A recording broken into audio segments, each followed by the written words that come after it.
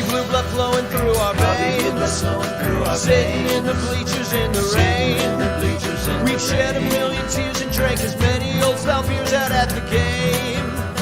Let's go, Cubby, Son Ranto, Son Ranto, Son Ranto and the lovable losers. Son Ranto, Son Ranto, Son Ranto and the lovable losers. Son Ranto.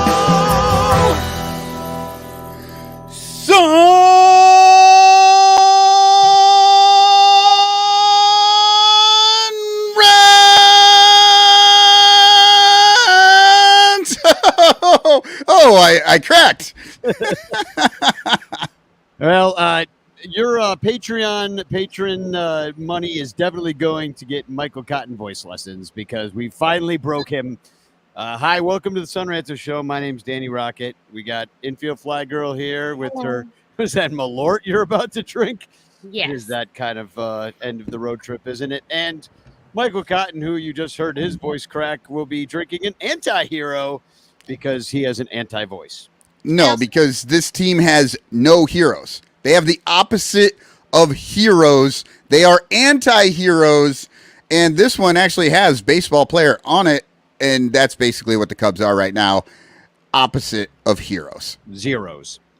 Yeah, I have my last old style that I smuggled home with me from Chicago, and I figured I couldn't have a worse taste in my mouth right now, so let's go with some Malort too. Oh God! Oh, I'm drinking something. I'm drinking out of a cat mug. That should make me feel a little bit more pathetic. Sometimes I like to lean into the patheticism of my Cub fan existence and just like drink tea out of a cat mug and just feel like the old cartoon Kathy. So cheers, everybody. Slancha. Mm-hmm. Matt Kammerer says Cotton's voice gave up in the 7th, just like the Cubs. Yeah, too bad we don't play Little League games because that game would have been over. We would have won.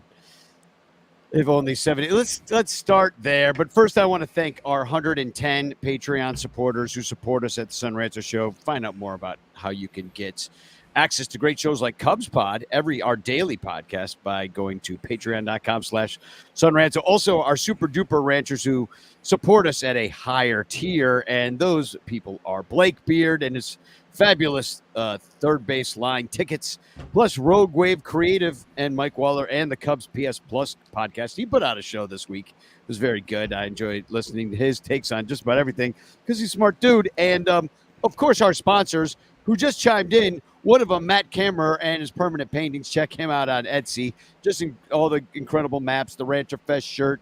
Really, he is like the Cubs artist right now, at least as far as the actual fans are concerned. The Cubs use some freaking douche canoe in it's probably AI. We have a real guy named Matt Kammerer, and he's one of our sponsors. And in the clutch shirts, I'm wearing it in the clutch tonight. I went with we need more cups because pretty soon that's what this season's going to be all about is cup snakes. And that's about it. Yeah, you're not going to be able to complain about the cup snakes soon because there really won't be anything else to do. Except for getting a Frank Chance postcard. Hashtag Chance in the chat. You can win a Frank Chance postcard. IFG, please. No, I've got my Iowa Cubs Kyle Schwarber shirt because I like to remember what it was like to have hopes and dreams. How are the Iowa Cubs doing? Maybe we should follow them instead. Oh, who knows? Alexander Canario seems to like hitting baseballs. Yeah.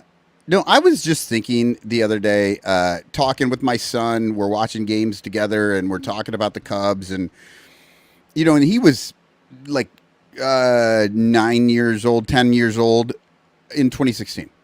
And we were watching a lot of these games. He is a little kid with me. Remember how fun the Cubs were? I don't know if you remember, but and I'm not talking about like the way they were winning. I'm talking about the players we had on the team. Starlin Castro doing his shadow ball. Javier Baez standing 3 inches away from Rizzo while he tries to catch a fly ball. Rizzo jumping up on the tarps to try and catch foul balls. Yeah. Soler with the, Georgie. all the cups into a thing. Yeah, with the The binoculars. binocular cup. The binoculars. Binoculars. And what was the kid who was just a journeyman but had his hands on the helmet hands? Oh, Herrera, Jonathan, was that his name? Jonathan? Yeah, Jonathan. It might be Jonathan Herrera. But just how fun. They were fun. They team were was. young. They had Even- vibes. They liked being around each other. Like, Even Grandpa Rossi was fun. right. Him He and- was like the weird dad that just kind of got carried along for the school field trip. Yeah. And so I was remembering seriously just not the wins and stuff, but I miss the fun of the team. And I think I thought about it tonight because of the Patrick Wisdom bunt. And of course, he tried to hobby it, and it kind of worked. Well, yeah, Patrick Wisdom. A lot of bunting going on tonight. They actually scored a much. few runs from bunting. They weren't touching that pitcher at all. I'll put up some of the stats here. Their guy, Bradley, he went 7 innings, gave up only 3 hits, 2 runs, none of them earned. Struck out 11 Cubs, only walked 2. Steele was pretty good tonight. 3 hits through 6 innings. Only 1 walk, 5 Ks, but Bradley was just better. And then it was really Leiter, who has been somewhat inconsistent as of late. They were hiding him for a while, not giving him much to do, and now maybe we see why. And he blew the game, but hey, really, it was the offense that blew the game. If you're only scoring runs through like surprise bunting, you're not going to get a lot done. The Cubs, as I said, only 3 hits from Bellinger, Bush, and Horner, who has a broken hand. And yet he still gets a hit. Is that a waste of a quality start from Steele? Again, that's 2 times in a row, because that was Friday night. That was the game in Cincinnati where the pass ball let in a bunch of runs, and it should have been strike 3. Instead, he couldn't hold on to it. The runner reached, and before you knew it, they had 2 runs and 1 hit. It was kind of situation. So it was, and tonight was game number 69, Nice. and that was the only nice thing about tonight's game. So true. Whatever. I think we need a story time. Oh, well, Crawley's not here though. Should we sing it for you? I could sing it live. You can sing if you like. I'm not going to demand it. Story time with Allison. It's Allison story time. Brad. Hey, I was reminded today. When I was young, I used to memorize Dr. Seuss books, and I saw a bit of "Oh, the Places You'll Go" came to mind to me today, and I was like, you know what? We just need to share this story together. So I have some. Let's see. We'll start here. It says, "You'll be on your way up. You'll be seeing great sights. You'll join the high flyers who soar to high heights." We were definitely promised that the entire offseason. Yeah, that's what Jed said in Oh, at Cubs convention. Oh, the places we're gonna go. Except when you don't, because sometimes you won't. I'm sorry to say so, but sadly it's true that bang-ups and hang-ups can happen to you. You can get all hung up on a prickly perch, and your gang will fly on. You'll be left in a lurch. You'll come down from the lurch with an unpleasant bump, and the chances are then that you'll be in a slump. And when you're in a slump, you're not in for much fun. Unslumping yourself is not easily done. Just talk to Ian Happ. So true. And so, I'm thinking about, well, if you have to unslump yourself, how are you going to do that? Well, Mark Grace might have an answer for you.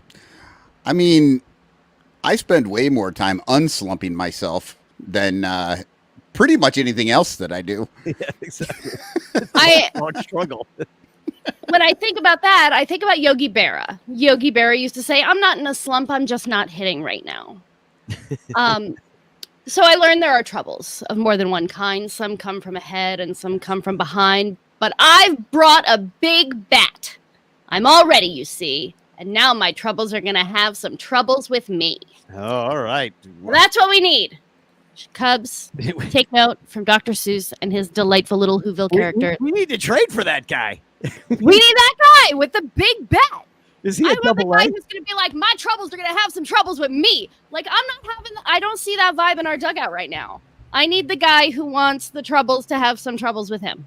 I was thinking about this today because we were about to play the Cardinals, and when I looked up the Cardinals stats, when Wilson Contreras went down with that broken arm, he was the best hitter on the team. He had an OPS over 900, and the story came out this week that we've been saying this on the show forever. Hey, they don't like Wilson; he's a hothead. Nobody likes him in the Cubs dugout. And then Bleacher Nation this week published a whole story on it about how that he was unliked. And I thought, what I kind of would, and a lot of people in the comments were saying, hey, we could use a guy like that right now. This team's got no juice. Now, actually? All the people the front office don't like to hit baseballs. Yeah. No, did they actually say that the clubhouse, the players didn't like him? I don't, and maybe I missed it, but the headline was clubhouse. I don't know. Did anybody read it out there? I mean, I feel more, I read through it. It was never real specific on who was upset. Said that he was busting iPads. That sounds like accountants getting angry. Yeah, I mean, yeah. I just wonder how much of the clubhouse didn't like him versus how much of the front office and management didn't like him. Yeah. Like, I mean, how many things was Chris Sale broken? He still got a job. Yeah. Ricketts was like, I signed up for the T-Mobile family plan to get that iPad, and you just break it like that? Ricketts signed up for T-Mobile just so he could get Marquee because he couldn't get it any other way. They have a different plan in his house. He needed free MLB TV every year. David Elliott says the best response I saw was that clearly Tom didn't get Apple Care. Oh, God. No way he's springing for that. So, and then the other two games of this series, I mean, if we must, were really the exact same game. And then one went well, and then the other went poorly, and then it went well. We actually did win a game in this series, lost 2-3 to the Rays. But it was Lau versus Neris to end both of them. In one of them, Lau hits the home run, we lose, and the Cubs had been ahead, and then they lost. And then in the other one, Neris gets Lau with wasn't the tying run on third base at that point, I believe. I don't know. I know all these games happen while I'm at work over here. I will say this though, Danny. I was listening to your Cubs pod today, and I was kind of losing my mind because I was like, I feel like, did I do this game? Like, I was really getting in my own head, like, wait, which game did I do? Did I do the wrong game? Did we both do the same game? Because I felt like everything you were saying in the Cubs pod, I had said, or maybe I just felt it. No, because they were the same fucking game, except for that we lost 5-2 and then 4-3. But that 5-2 was just because that was a big fly. I believe it wasn't a 3-run homer that he hit in a 3-run homer to make it look. I don't want to say make it look worse because it was. I don't know that it could have been worse, but it made it look like the Cubs didn't really have a chance in that game. But yeah, it just came down to that last batter. Tyone was really good, and they actually won. No, that's the one they lost. That's when they lost. Yep. And Hassad was just okay. But Belly hit a 3-run blast, and he bounced back from his last start where he wasn't as good. So, right. It's almost like scoring more than 2 runs is a good thing. And you have a whole 9+ innings to do it. Or possibly required. When your team ERA is north of 4, but your team runs 4, like the amount of offense you have is around 3. Yeah. You're not going to win a lot of games. No. That's just math. I'm a terrible accountant, but I do know the difference between 4 and 3. It's either a walk or a strikeout, and the Cubs are striking out. Yeah, 11 times tonight. If I didn't mention that before, I believe I did, but that's a lot. If we were in Cincinnati, we would have gotten pizza. And unfortunately, even though the Cubs lost 3 of 4 in Cincinnati, and I went to 2 of these games. I did not get to get my free La Rosa's one-topping small pizza one time, which that's the deal. If you're unfamiliar in Cincinnati, if the Cubs strike out or the opposing team strikes out 11 times, it doesn't matter. It could be a 16-inning game. If you strike out 11 times, you get a free one-topping pizza for every person with a ticket. Yeah, it's freaking great. I've walked out of La Rosa's Pizza with like 5-6 free pizzas before. They used to have that at Tropicana Field, but it was Papa John's, so I never did it. No. All right, hold on. So here's the question. I am not a one-topping per pizza guy. I always get whatever the fancier, all the toppings type of pizza. But if you got to go one topping, what's your topping? Go, and I want to hear everybody else's, like in the chat. Go ahead and throw your topping in there. One topping. Cheese doesn't count. What are you putting on top of the cheese? So it depends on how good the pizza is, what kind of pizza it is. Like if it's a really good New York style pizza, I'm just getting extra cheese. Fuck it. If it is just grease and cheese, that's all you need. That is the 3 major food groups: crust, grease, and cheese. If it's like a Midland pizza, you know, you're like local guy who just like makes a good hand tossed pizza, I usually go either pepperoni or mushroom. Yeah, Tom Cooper agrees with you on the pepperoni. Yeah, I'm going pepperoni probably, or sausage like Sugus here. Oh, sorry. Rogue Wave Creative goes onions, just straight onions. See, I wouldn't do that just because you're not amortizing your free pizza deal. Onions are like 25 freaking cents at the store. And so like sausage is expensive. So now you're getting some money on this thing. You're really sticking it to the guy. No, you should have a shaker of dried onions or onion powder or something anyway, just to toss on there if that's like what you're going for. David Elliott says bacon. Sure. Bill has the sausage. Now, I originally, my first thought right off the top of my head was mushrooms. I love mushrooms. Kind of put them on everything.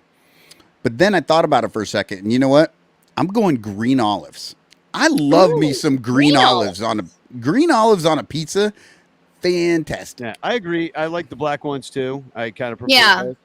But So carne asada from Roberto Ramos. Yeah. Nice. I'm remembering when I was a little kid and we'd like order Domino's because if it got to your house after 30 minutes, it was free, and my dad liked to like make that gamble. And we did like a half and half pizza where like the grown-ups would get one half however they wanted, and then me and my brother would get our half the way that we wanted, and our half was always mushrooms and black olives. Yeah, I wonder if with the La Rosa's pizza you could get half one thing, half another as your one topping, or if they would take exception to that. I do know that I've been in trouble with my wife and her mom because they wanted to get extra toppings on the pizzas. And I absolutely not. I'm not paying for a free pizza, ma'am. Yeah, exactly. I'm like, because they're going to give you like $1.50, $2 a topping, and I'm like, absolutely not. We will stop at the grocery store, and I will buy the pepperoni myself and the black olives and put them on and put them in your oven with. We have pepperoni at home. Yeah, exactly. We're not doing that. So like, you're like, so we can't get the pizzas we want. I'm like, no, you can't. They wanted ham and pineapple too, and I'm like, oh.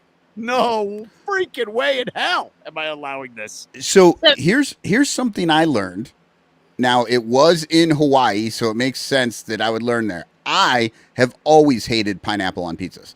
Hate it. Can't stand it. It's the worst because they put the pineapple on the pizza, they cook it, the pineapple melts, and then you can't get a taste that's not pineapple. It's just pineapple soggy crust.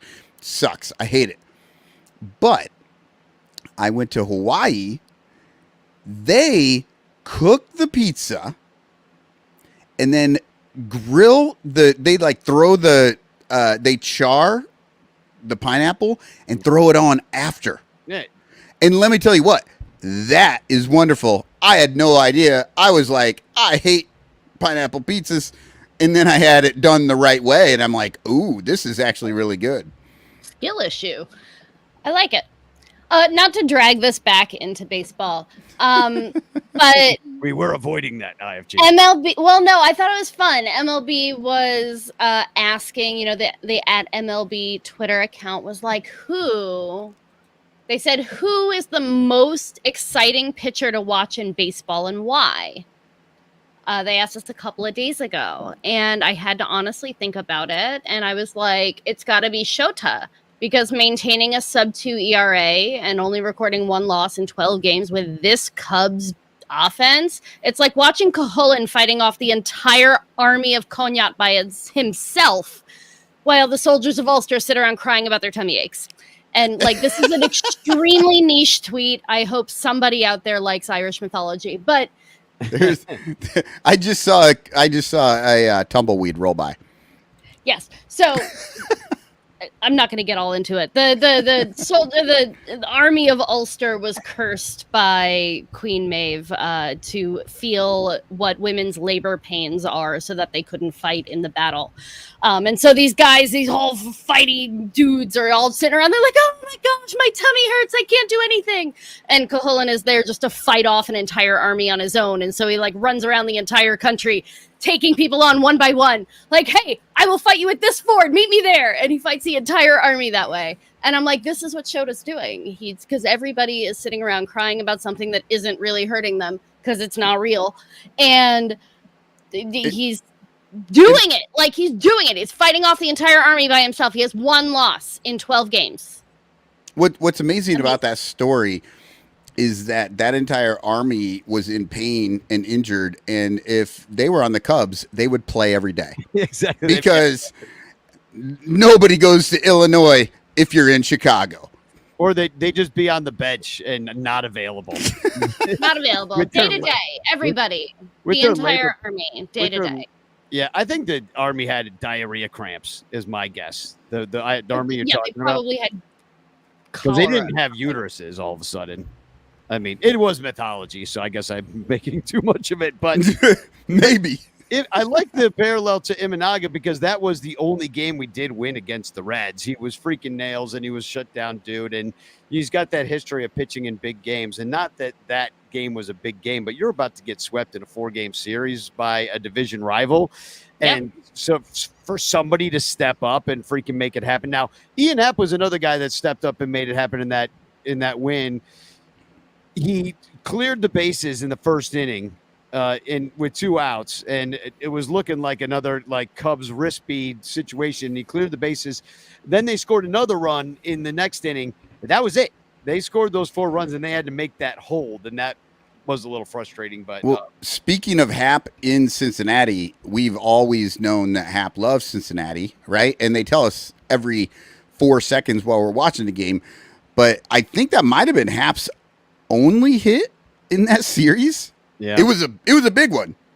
No doubt, Big hit in a small ballpark. But he literally flailed the entire rest of that series. Yeah.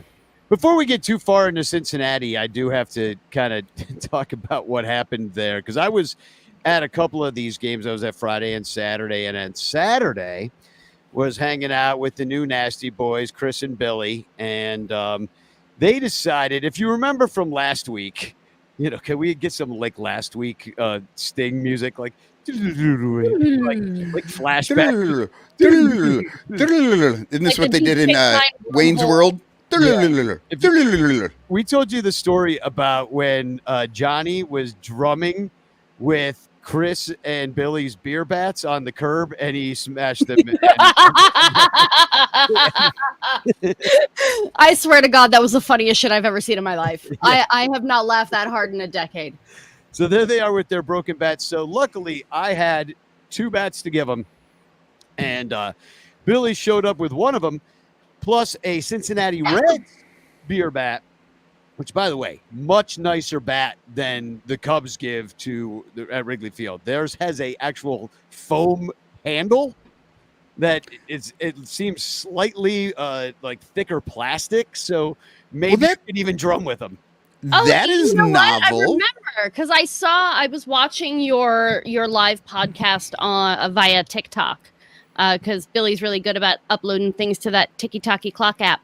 And I was like, man, it just amuses me so much because if you were at the game with us, the rain out game where Billy got his first beer bat, the man does not like drink it like a person holding a cup. Yeah. The man holds it like a champagne flute, but like the longest champagne flute on earth, as though the warmth of his hand was going to like cook the chili. And so I he's can't like, believe he didn't spill it. beer bat 3.5 feet away from his face, trying to drink the chili. Hilarious. And I'm like, this is the funniest thing I've ever seen. And Billy's like, well, the bat koozie insulates so the chili remains its lukewarm temperature as though straight out of the can. Well, yeah. So the Cincy bat has the foam at the bottom to keep the beer cooler because it takes so long to drink, right? That makes sense. Yeah. The Cubs solved this almost the same way. What they do is they just put a lot of foam at the top, so there's just less beer to drink, and then you drink it quicker, and it doesn't get cold. Then you could buy more iPads for the players to smash. But here's Billy pouring the chili into a beer pitcher. And this is, of course, the Skyline can. You see Chris there in the background looking on, a little scared. Billy looks excited. It was his birthday. Happy birthday, Billy. And then Happy birthday. They poured it in that. You see that funnel sitting there right behind the top of the can. Well, then they poured it into the bat. It took a while. It was, and then there's Delightful. Chris and Billy and trying to take a swig of this beer bat. And I'll say that is not an easy substance to just kind of like take down. And they must have done 6 swigs of it to get the rest of it. And you could see Chris's is almost completely full. But they drank it throughout the podcast. This is at Binsky's Bar, Chicago bar in Cincinnati. A very cool place that serves Malort in ashtrays. Look at what I've got there. That's for me and Wrigleyville Bum. And there we are with our Malort shots. Please tell me the new Nasty Boys are sponsored by a competent cardiologist. Yeah, no kidding. Well, what's and so people know, the new Nasty Boys is their podcast, and this was actually a callback to one of their more recent podcasts where they were trying to figure out whether or not, if you put chili in a cup, if it would be a drink so you can't bring it into the ballpark, or if it's a food and you can bring it into the ballpark. So they were trying to figure out what it was, and then they decided to do this thing. So on the same, because I play Dungeons and Dragons, I know how to rules lawyer a situation. If you put your rum and Coke in a Tupperware dish, is it a food? I mean, I'm one for bending the rules, so I say absolutely. Whatever makes you be able to have the thing you want to happen, I'm for it. That's what I would say. I would say you're lying through your teeth. There's all sorts of things we want to have happen that you're like, fuck you. Yeah, I'm not doing that. So, I'll say this much. The nicest thing about the Cubs' loss on Friday night, where Steele pitched so well, and then they gave it up, where the Cincinnati does amazing fireworks. They do them almost every single Friday night during the season. I believe it. I think it is every Friday. Fireworks Friday, it's a thing. People have shirts like that say, "I'm just here for the fireworks." Aw, I like that though. Yeah, everybody shows up, and look at these suckers. Just a great job. And I believe I took these with just my iPhone. So this is sitting just right behind home plate in the upper deck. And they just do a really great job. And the thing I like about it is they do really nice displays. It's almost like the whole thing is sort of the finale, which is kind of nice because I don't want to sit through like the one at a time and then they draw it out for 45 fucking minutes. And you're like, Jesus, just give me some fireworks. 10, 15 minutes, I'm out of there, and that's what they do. They understand the assignment of how we want to watch fireworks. I don't know why everybody else doesn't get it. Just give me 5 songs worth of fireworks, play some pumping hits, turn off the lights, let's see the show, boom, done. Good job, Cincinnati. Big fan. I do like fireworks days at T-Mobile Park. When it's a fireworks day, I make sure to buy bleacher seats. Because if you're in the bleachers, they actually shoot the fireworks off of like the scaffolding just above the bleachers. So if you're in there, they let you walk out onto the field and sit down and watch the fireworks happen. And then after the fireworks, they do a drone show. And so that's really cool. So they'll have the drones up there and they'll be like, this is Earth and this is the T-Mobile signal. And this is Ichiro swinging the bat. And they're like, it's so cool. So yes. I am all here for the drone get shows. You guys out here. I love drone shows. Honestly, I'm an old dude. I've seen a lot of fireworks. Just give me the drone shows. Yeah. That's what turns me on now. I'm into the robots. We were at IFG. I don't think you were on Sun Ranto a couple of years ago when I was hanging out with that David in Arizona, the guy who was into drones. Remember that, Michael? When I was hanging out with that drone guy in Arizona, I was flying drones and shit. I was terrible at it. I crashed that thing. But yeah, I'm only good at boats, as you can tell from the captain hat. But but he was talking. We were trying to come up with a game, like a baseball kind of game that you could play with drones. Yeah. You know, that the here for drones that. could be, yeah. I I mean, you just hit the drone with the bat, Danny. I mean, that's the game. Destroyed. I win. So, all right, what happened? Oh, yeah. Five Finger Brown went on the IL after he had a piggyback start with Wicks. They lost that game 4-3. I mean, it's all these one-run losses, just over and over again in Cincinnati. Assad lost 8-4. He did not look good in that start, but, you know, that was kind of a rarity for him. We already talked about Steele looking good twice. Now Wicks is going to start against the Cardinals because Brown went to the IL because of a left neck strain. Thank God his right neck is just fine. Thank goodness we have Zaphod Beeblebrox on the team. That's a deep cut right there. Yeah. Was that Hitchhiker's Guide? Yes. Yeah, see? He's got two heads. Yeah. So long, and thanks for all the fish. That whole two-headed pitcher, that's what the Cubs actually think they have with those guys. You know, 3 innings from you, 3 innings from you, and then we'll call in Al Leiter Jr. and Tyson Miller. Just back and forth every other day. They get 1 day off, and then Neris every day. Yeah, every day. Get out there. Well, what are they supposed to do? They just, you know, they don't have anybody. It's like they just play the players you have. Right, you got to play them sometime. But no, I do get it. When you play one-run games every single game, it is very hard to think to yourself, well, I know this guy isn't very good, but I need him to go out there and get some outs. Like, you only have one run. That's tough. It's playoff baseball in the early part of June just because of the way the Cubs cannot hit the damn ball. Yeah, they've played more one-run games than any other team in the major leagues this year. And it shows on Craig Counsell's face. I saw that Bleacher Nation printed this picture. I don't know where they got it from, Craig. Look at that. Look, he's like Obama after like 2 years in office. Just great. All the presidents get all gray. Remember George Bush? He just like all of a sudden looked like his dad. Look at him. I mean, just wrinklier, just looking worried, having heart palpitations.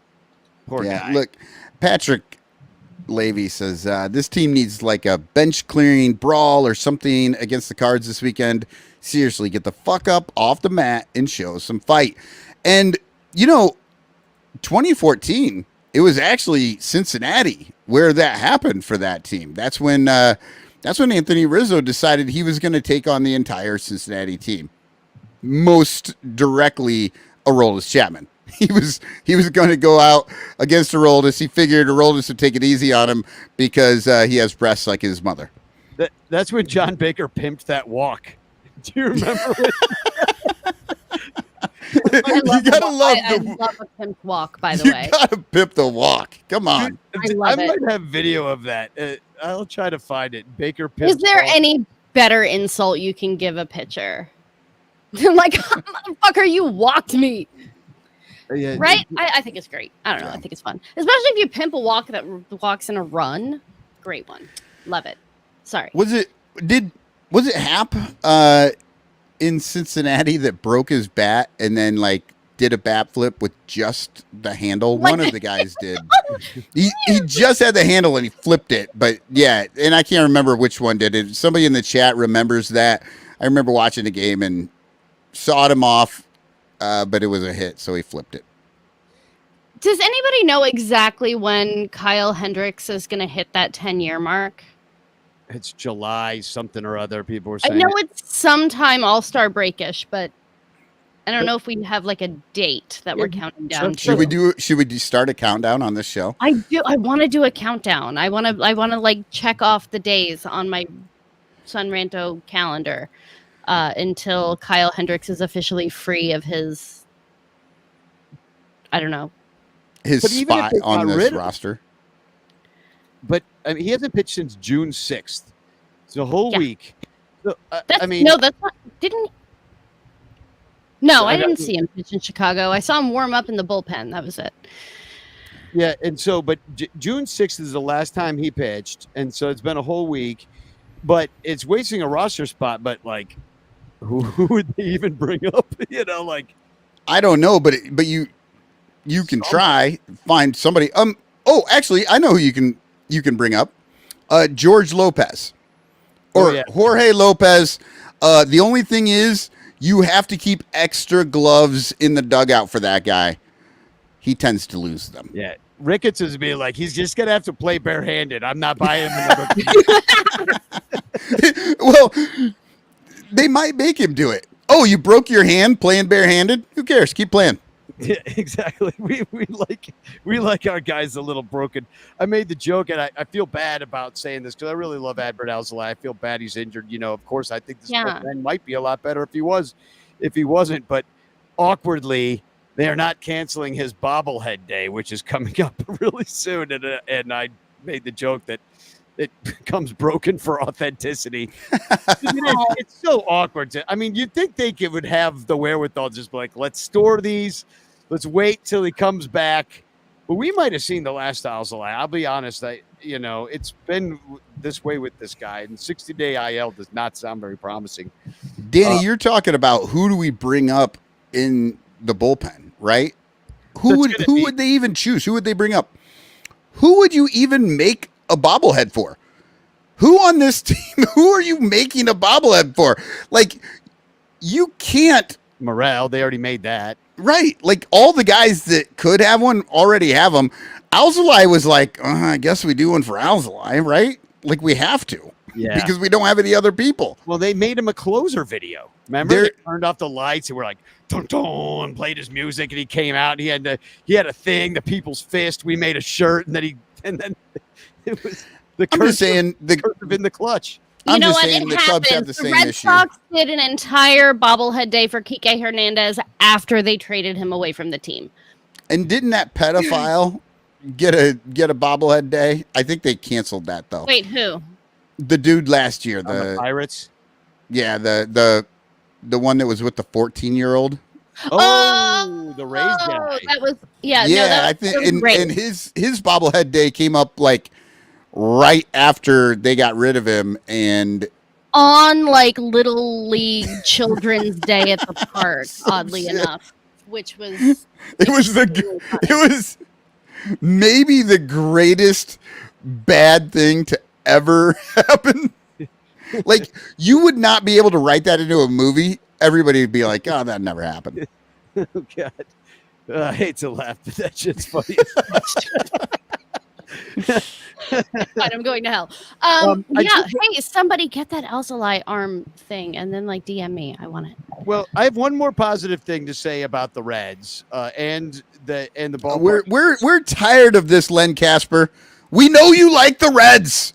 Well, I seriously. Look, Len Casper. Billy and his Len friends are having- Casper, I almost feel bad for Len Casper. Len Casper left the Chicago Cubs to, what was it he wanted to do? He wanted to call postseason games, and then he went and like got himself hired with the White Sox, like the only team on earth that's worse than the Chicago Cubs right now.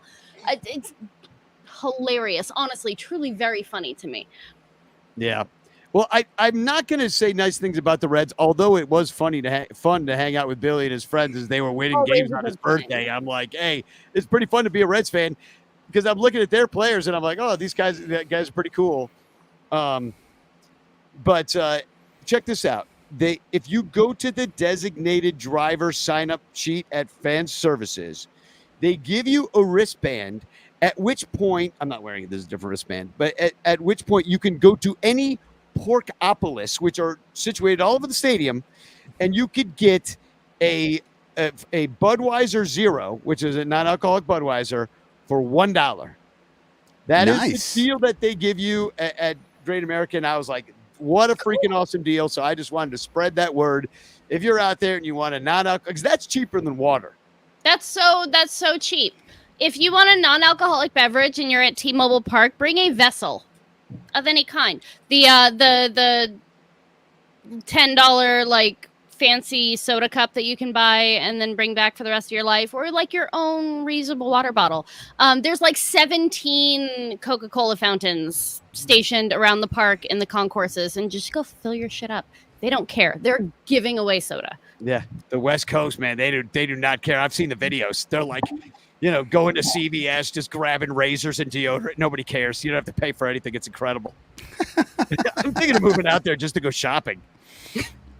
Well, sales tax is 10%, so just know what you need to steal. 10% of zero is nothing.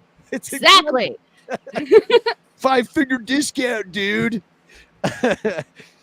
Oh man! So I think that's the end of Act 1. So we should do Who's That Cubby? We have one, right? Yes. Yeah. So I think this one is going to be easy unless somebody took it out. Here it is. All right, this one is gonna be easy. So, who's that cubby? Booyah! Oh. I had to fade out the catcher and the umpire as well because that's the only way it worked. Yeah, I have a great photo of this exact play. You know exactly what this is. You know don't who you? this is. The ball. Look at him in the background. It's just If you don't know who the batter is, just look at who's cheering in the background. Yeah, this ball went right over my head. In fact, I love it because like you can see the catcher and the umpire are both just like, whoa. Yeah. All right. Well, who's that cubby? Tell us in the chat, and we'll be right back. Here's a commercial for Patreon. You really should support us. Patreon.com/sunranto. You can join our Discord channel. If you are a Patreon member, it's only $1, and we hang out over there, including tonight. We will be over there just to discuss all things Cubs and hang out with some great people. So we'll be right back. Here's a Patreon commercial. Patreon.com/sunranto. All over Chicagoland, there are thirsty, frazzled, overworked Cubs podcasters who are struggling to survive one more baseball season in the dog-eat-dog world of unpaid content creation. But it doesn't have to be this way. You can make a difference. Become a super ranter at patreon.com/sunranto, where your support ensures that poor, sad, pathetic, ugly, loser Cubs podcasters can pay for tickets and beer, and in turn, line the pockets of the baseball oligarch Ricketts family. Just $1 a month can buy a scorecard. $5 a month can pay for guitar strings to write a Cubs song. And $10 a month almost buys one beer at Wrigley Field. Cubs content creators are the lowest pieces of pond scum garbage that slither over the face of this planet. But super ranters help them get drunk and screw off at baseball games. What do you get out of it? The Sun Ranto Show delivered to your podcatcher without stupid advertisements like the one you're seeing and hearing right now. Plus, at other Super Ranter levels, you can get Cubs music, access to private Sun Ranto pages, the Ranter calendar, and special thanks and Ranter recognition in our live broadcasts. Plus, eligibility for monthly prizes. What does Sun Ranto get out of it? Your money. For tickets and beer.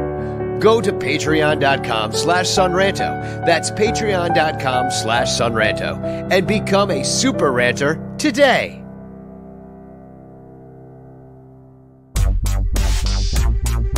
If you like the Cubs a bunch, buy your t-shirts from In the Clutch. We've got all the best styles for you.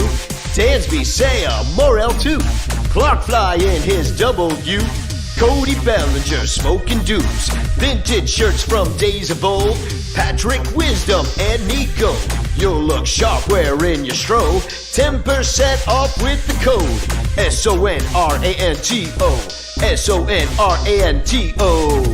InTheClutch.com is your store for the most fun baseball shirts on the planet. Don't forget to use promo code SUNRANTO to knock a couple bucks off your purchase. Stack or die, we need more cups. Get it all at In The Clutch. Cause if you like the Cubs a bunch, buy t-shirts from In The Clutch. Get it all at In The Clutch. Get it all at In The Clutch.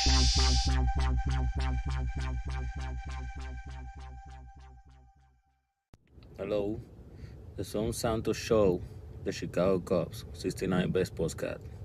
Take care. Who's that cubby? All right, hold on. I'm struggling with the brand here. Here we go. It is Miguel Montero. And first in the chat that I saw, as is per usual, Dominic Galoro. I swear to God, he's the quickest on these. And, he's like really good at Jeopardy. Like they're all smart, but it's whoever hits the button first. And I think Dominic Galoro hits that button first. And then I popped in there bonus fake rally points, if you know which game it was. Cubby Noel did not put the game, but did put 0-2 hung slider by Joe Blanton, which, okay, I'll give it to you since you knew the exact count in the pitcher who gave up that home run in NLCS. I just played that In the Clutch commercial, and I wanted to point out that me and Billy kind of collabed on a shirt to celebrate Mike Tauchman's walk-off from the other day. Everybody was calling it the talk-off. And if you remember last year, he robbed a ball over the center field fence down at Busch Stadium against the Cardinals. And so, Billy had this done up. It's the In the Clutch talk-off shirt. And I like that. Great, right? It says there's a big W and it says talk off, and there's a little like kind of superhero comic book sort of pow graphic that says here comes the Palatine Pounder, and it's got him reaching over the W as if he's saving the home run from last year. And it's also got him hitting that talk off home run, and that's available in the Clutch shirts. I'm going to drop a link for it in the chat. 10% off with code SUNRANTO, but you can find it on their site if you just search it intheclutch.com. I really like it. Go really well with my two-way Shohei Ohtani comic book T-shirt from In the Clutch. I think that's some of my favorite stuff that they do is that comic booky. I'm so here for it. Yeah. They had they're leaning into that 999 thing, and they've got one for every team. The 9 beers, 9 beers, 9 hot dogs, and 9 innings. Yeah, zero regrets. I'm just saying. I mean, not that I won't try it, but I might not survive. The only way that shirt would be better if it said zero regrets, like that tattoo that just keeps making the meme. Oh man. So what are we talking about? Oh yeah, hashtag chance in the chat. I'm telling my grandkids this is the talk off home run.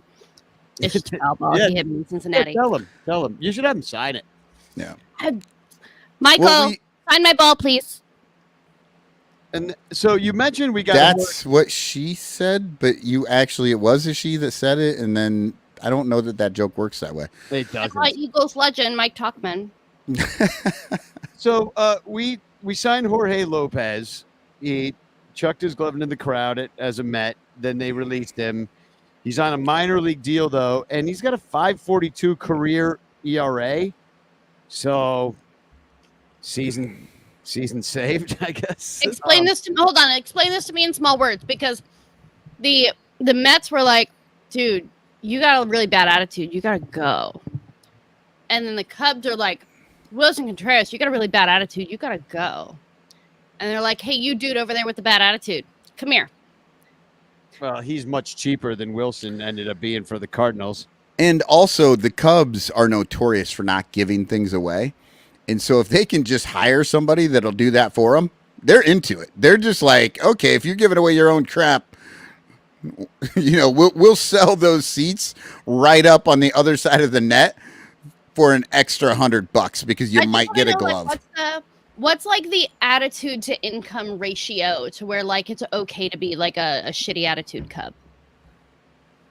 I think it's iPads. Well, I think if you throw your glove into the stands, that's okay. If you throw an iPad into the stands and it busts, then people get upset with you. Fair enough. Well, You know what? I think that's a boomer thing because I've seen like baseball gloves that are more.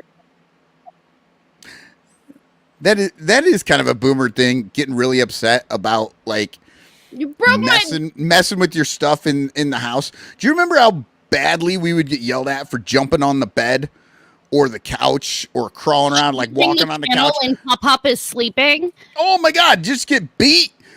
But like when I had kids, I would be like, why are you not jumping on the bed?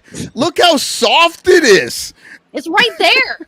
It's right there. Do you need me to show you how to do it? Because like I was a largely unsupervised child, so lots of bed jumping and fort making and football in the house and mom, sorry we broke the banister and Oh yeah, it was all good if they weren't there to see it. But the second they saw it, or like you said, you break a banister, then there's hell to pay. Yeah, you're not hiding that. Yeah. So, if it was daytime, I was just outside the house. Like you can come back inside when it's dark or when I'm not watching my stories, and then somebody would be calling the neighbors because I was 6 blocks away. but There was no reason to come in. Everybody acts like that's a big thing. Like, oh, they let us go out until the lights came on or until it got dark or whatever. No, there was no reason to go in.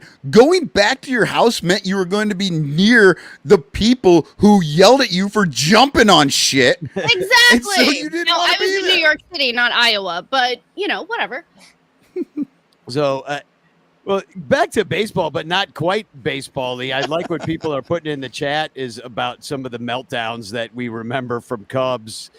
From the Cubs, like Cubby Knowles says, Big Z destroying a cooler was kind of neat, and One of my favorites. tried to fight Derek Lee. Yeah, I would take his offense on the team right now, seriously. Absolutely. on the field and in the dugout. Honestly, When I was making my Cubs silhouette, the Who's That Cubby today, my first choice was Michael Barrett punching AJ Pierzynski. oh my god, Because I thought everybody should be able to tell who's hitting in that picture, but I couldn't get a good enough picture or get it right, and it just didn't work. So then I went with another catcher hitting things.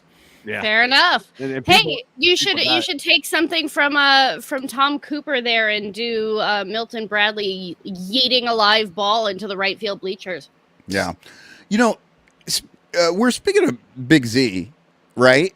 He was actually at the Rancher weekend. He was at those Cincinnati games.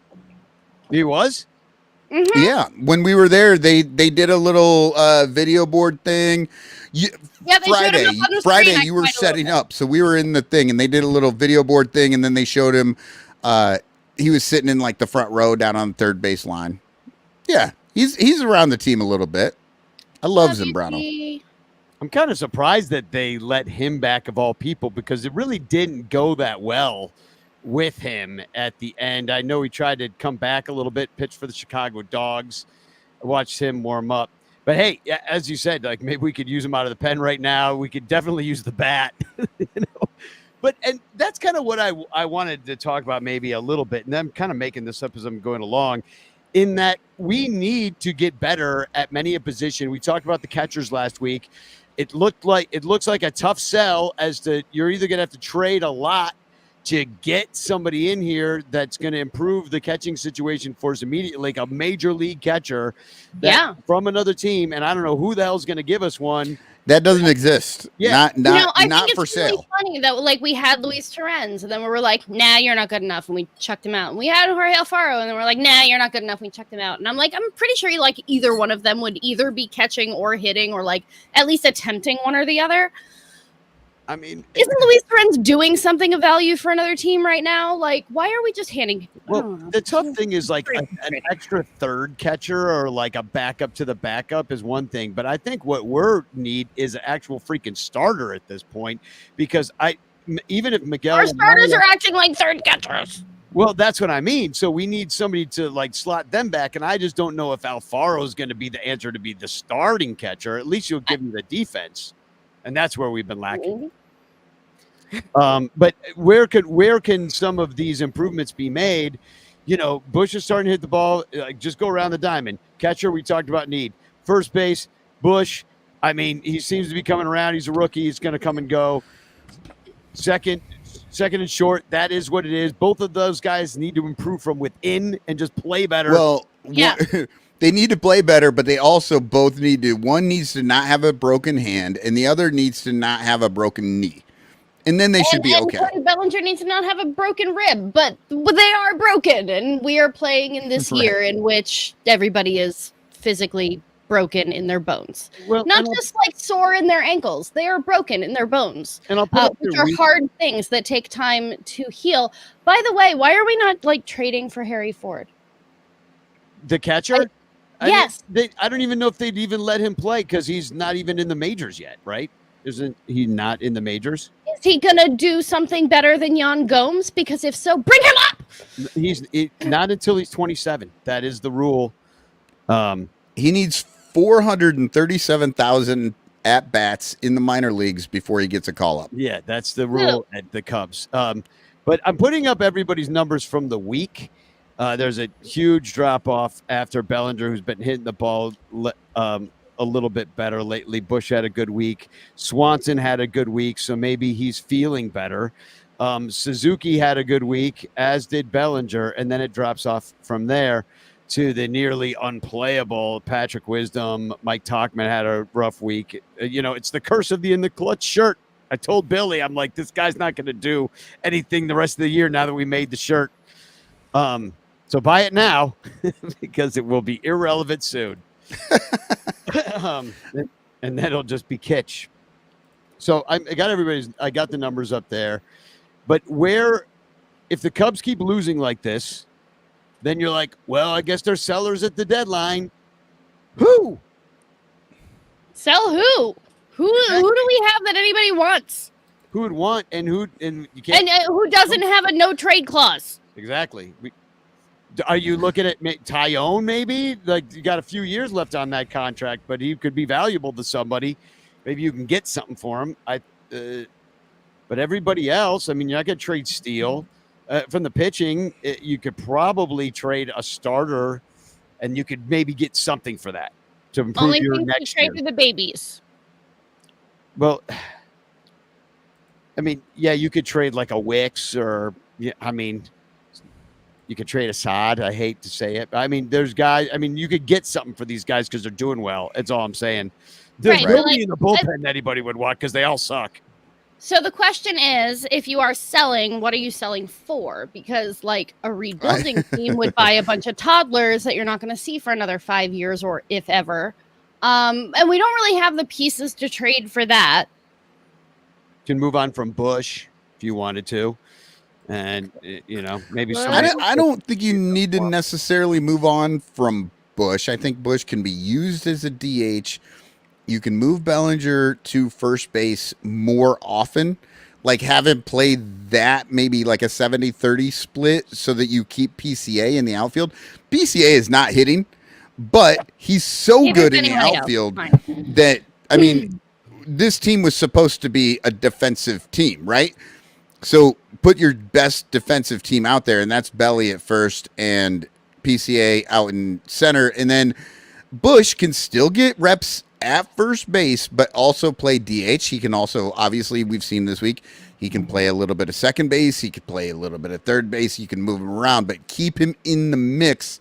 I don't want to move on from him, but I want to use him differently. I hate that I'm saying this with my own mouth, but can Michael Bush take a few turns at third base and see if there's anything there? Yeah, I actually, that was one of the last things I said. He can take reps at first, second, and third to keep him moving through this lineup and keep him in the game. Right. I generally don't like not giving a guy a job. I don't think that's a way to learn much of anything, especially if you're still a developing player. But I agree with love you. Christopher Morel with my whole entire heart and soul, and I want very, very badly for him to be a good defensive player. But I don't know if that is manifesting right now. Well, so if Bush we is wanna not do going to is, like, fix win that. some games right now, but if it's not fix, but better, like a tourniquet is better than an open wound. I don't think Bush is actually going to be better than Morel. I think it's going to be more of the same. You're just going to get a left-handed Morel. Yeah. And Wisdom is kind of the same over there. Like, right, like we arm, you can make some plays, but not going to be. Yeah. Can we find a good necromancer and resurrect Ron Santo? Yeah.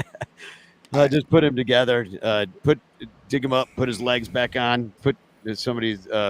Yeah, it's tough to see where some of the improvements, because a lot of them, especially in the outfields, we know that in the corners. That if you're going to have Seiya out there, you're going to have Hap out there. Seiya's been doing pretty well, but Hap had that really slow offensive month.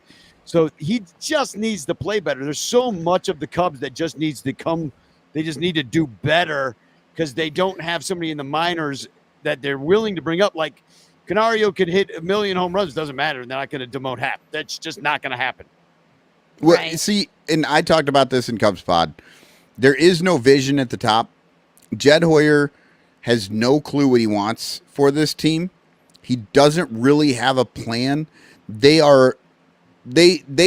make all their decisions are reactionary, right? They're reacting to everything. They're not actually, they don't seem to be at least planning for things. And honestly, maybe not sit Hap. I don't think I'd sit Hap, like bench him completely. But there's room there for a Canario to get time, to platoon. There's no reason that Hap hasn't played himself into never having anybody else step out there. In fact, they swapped him out for Bellinger tonight, which was crazy. I don't think I know I did not see that coming, even for one inning. But they did that. But it's just one of those things that there's no vision at the top. There's no direction. And until you get that, I You're gonna see something don't funny. know what you can do with the team. You know what I mean? Like, I wish... I really liked this team at the beginning when it seemed like Craigslist was set. But ever since there was like one injury, it's all gone downhill. Well, the problem with Craigslist is most people just hang out in the free stuff section. I'm hoping to get a free deck off that bitch. So this is kind of funny because you're like, oh, it'd just be a left-handed Morel. And I'm like, you know what? I'm going to go check out Baseball Savant and look at this. So I just wanted to draw your attention to the bottom third of this chart where it says the fielding. And this is straight from Baseball Savant. So this is Michael Bush. And so if you look at the bottom third here, you've got fielding. where he says his range, his outs above average, is at like 92 percentile. So like red is really good on this chart. Blue is bad. The red are yes. Is this for third base or for first base? No, this is Michael Bush right now in the year of our Lord Taylor Swift 2024. This Okay, is just so what first he is base doing right now. Yeah, Yes. just first. This is whatever he is doing right now. This is what the numbers say. And so he's like sitting at the 92 percentile in range at first base, with an arm strength in the first percentile. Yeah, but the first baseman never throw. That doesn't make any sense. It's funny. Just stick with me. So this is Michael Bush, right? And then if you look at all the batting stuff, all the things that are blue and all the things that are red and all this stuff, and then we switch over and we take a look at Christopher Morel. And in the bottom third here at the fielding, we have range and outs above average in the first percentile. And the arm strength, we have in the 92nd percentile, very, very red. They are basically literally the opposite. Yeah. If we had Michael Bush's range and Christopher Morel's arm strength, we would have a really great defensive player. So or a really terrible one with what was left over. Well, I mean, yeah, it's yeah. I mean, I think Christopher Morel would probably be better than your regular first baseman over at third. He might not be as good at first as a first baseman. I don't know. So the difference is, if you look at the batting part, Christopher Morel like outplays his shitty defense way better than Michael Bush does. oh yeah, there's He's a lot more Ramos red. Ramirez. Yeah, He does enough over there to not completely tank the team, for sure, but he makes up for it with the bat. yeah. So yeah, I mean, they just need to, and I don't even think that corner infield at this point is our main concern. You know, the fact is, the main concern is that the guys who they are going to be putting out there every day, much to our chagrin, because they've chosen them a long time ago, and they have these they're paying them lots of money to go out there and win baseball games. They are not doing it, but they are not going to move on from any of those dudes. Because they all have no trade clauses. Yeah, and we have no choice. We are stuck with what we have, and they have to do better. And that's all I can say. There's no white knight. The white knight must come from within, Daniel-san. We have a popped balloon is what we have hanging from a tree.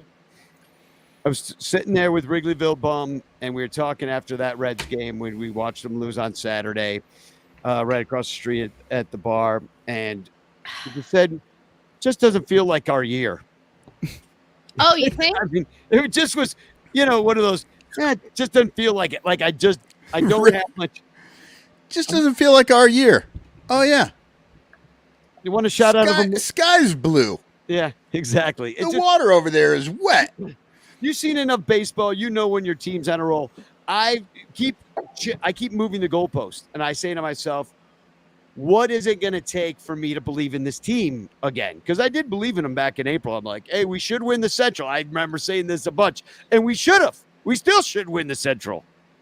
But what is it going to take for me now to believe that we can? And that is a 5-game winning streak. Do you want some soju? That might help. Yeah. Look, so Cubby Noel makes a point here in the chat. If you're going to be in close games, then you need to be better at the margins. And as we know, the obvious help would be controlling the run game with a competent catcher. And that's maybe the biggest glaring issue. And Danny, you've already brought this up. But I would say even when you don't have competent catchers, I think there are things you could do, like throwing like a snap throw to first. Just mix it up. Do something different. This team might be the most predictable team I have ever seen. Like the fact that they had 3 straight bunts was Hilarious. Again, nobody knew that was coming because that is not the Cubs at all. Like I feel as if that might have been 3 players who are just like fucking around like, dude, what if we just bunt? All 3 of us, you want to bunt? Why don't we do that? That'd be fun. I wish they were that fun. They're probably not that fun. Yeah. It's like strategy or something.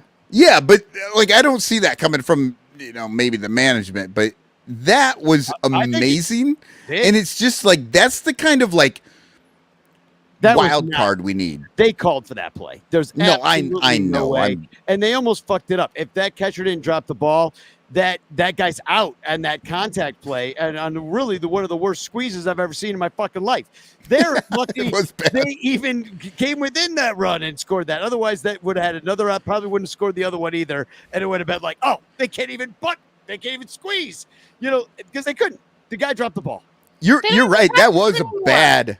that was a bad squeeze bunt. He bunted it to the third baseman. You want to take it away from the third baseman and give the guy an opportunity. Like, No, I think I heard somebody say that like the MLB players aren't even like practicing bunting anymore. Like, I don't think anybody's like practiced bunting since Max Scherzer broke his own nose.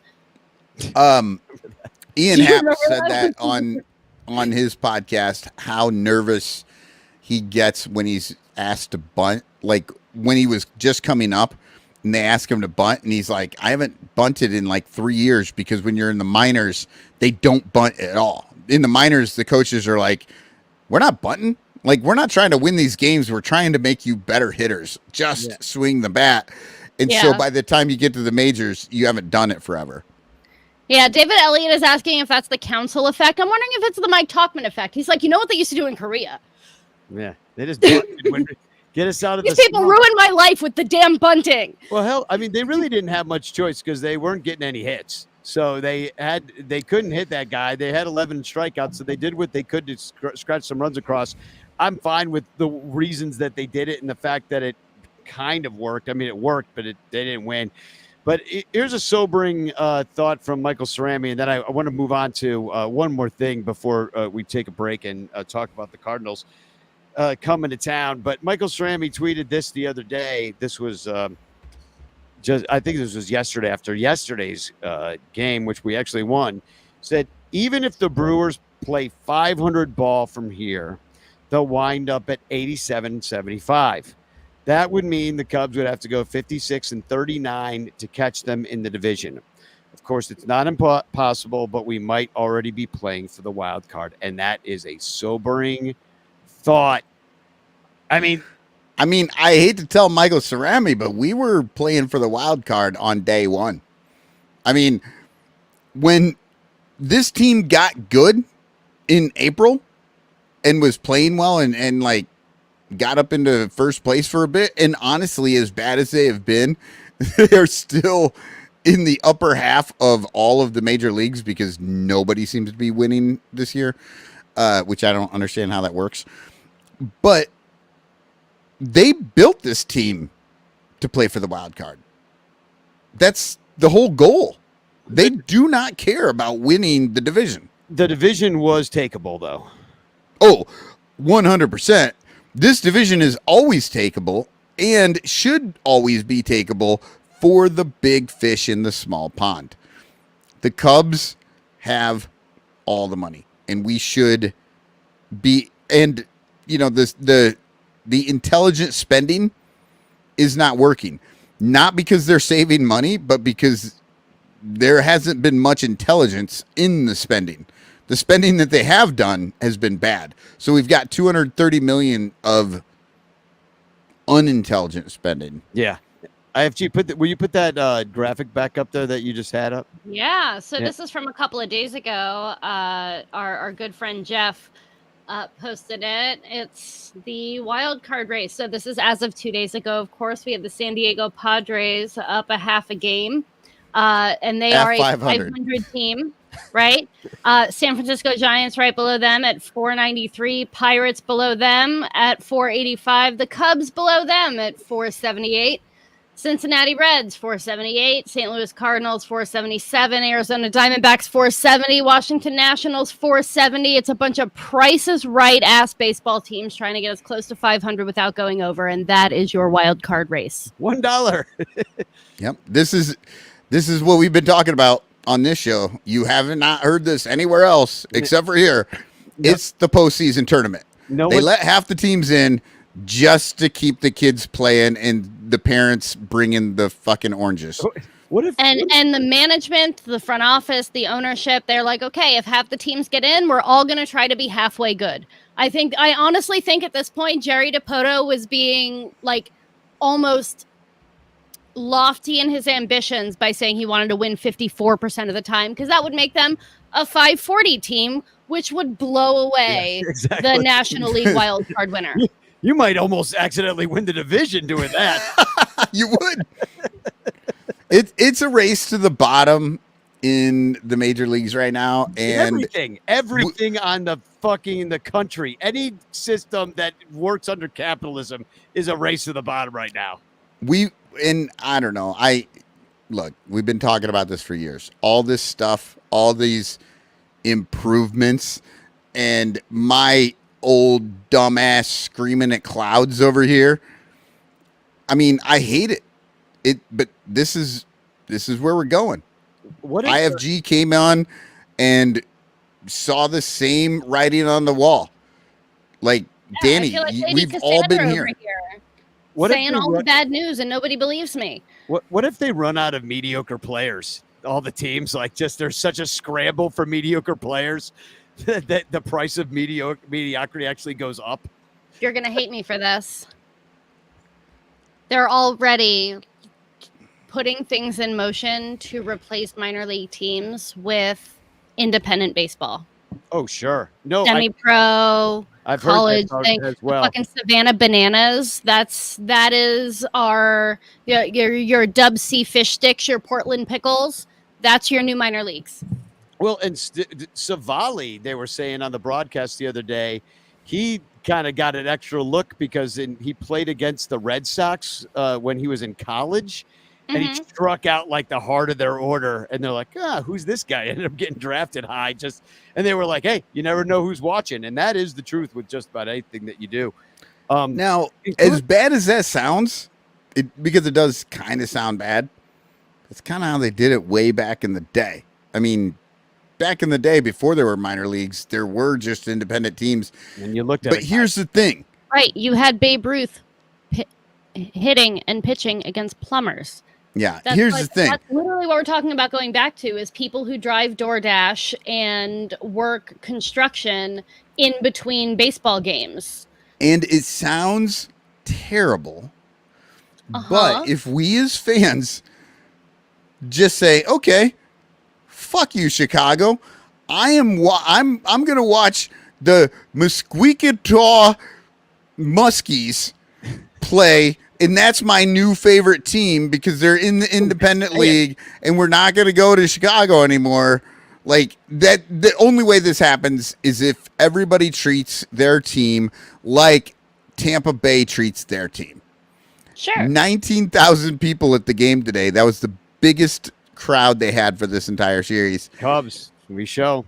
The Cubs want to be like Tampa, and we should make it so that they are like Tampa. Tampa hasn't broken like 1.5 million paid tickets in like years.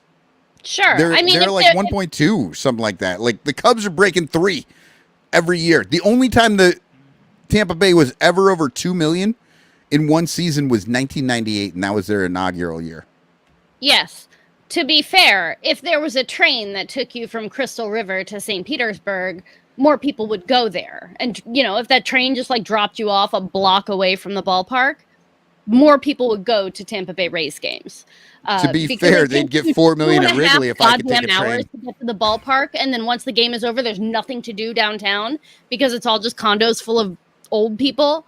And they don't want anything like loud or like any fun bars or like anything cool around the ballpark. And you could like go to Subway and then go home.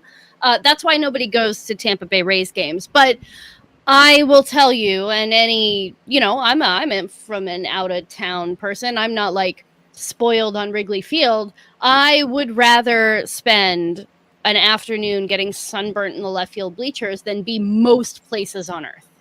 And I think it's really, really terrible that the office, the back office, the money people of the Chicago Cubs are effectively holding that over us. They're like, you're going to pay to be here anyway because this is the best place in the world to be. So we're just not going to give you a good product on the field because you're here for the field. They already told, they're not even lying. They told us when they bought the team why they bought it. And it was that exact reason. They said, yep. These freaking idiots won't give it up. Yeah, and they're like, they dump money into our pockets. It doesn't matter if the team is good. What I'd be mad about if I was Ricketts is that I'm paying a lot for mediocrity. Like, if I'm going to spend all this money, where I want at least something that's going to keep the fans in there in August, September, because now I'm losing money. You know, I could be. Yeah. Well, but he doesn't have to worry about it because we are only, one game out of the wild card. Yeah, but people don't really care about that. I mean, dumb people do. Well, people only show up like it's going to be packed in there. It is $100 to go this weekend. It's because the weather is beautiful and it's Father's Day weekend. That is the only reason. It's not to go watch the stupid Cardinals and the Cubs. Both teams kind of freaking suck. They're not fun to watch. Neither one of them. So we can't even boo Wilson Contreras. He's still broken. In fact, the only reason I want to show up at a ballpark these days is to watch a guy run out of the field and backflip and then get tased by a cop, because this might have been the greatest thing that happened all week. And I'm just going to move on to this because I really don't want to miss the opportunity to show this. I wanted Billy to come on because they made In the Clutch did make a shirt for this as well. Of course they did. I'm like, you got to get this kid on the show.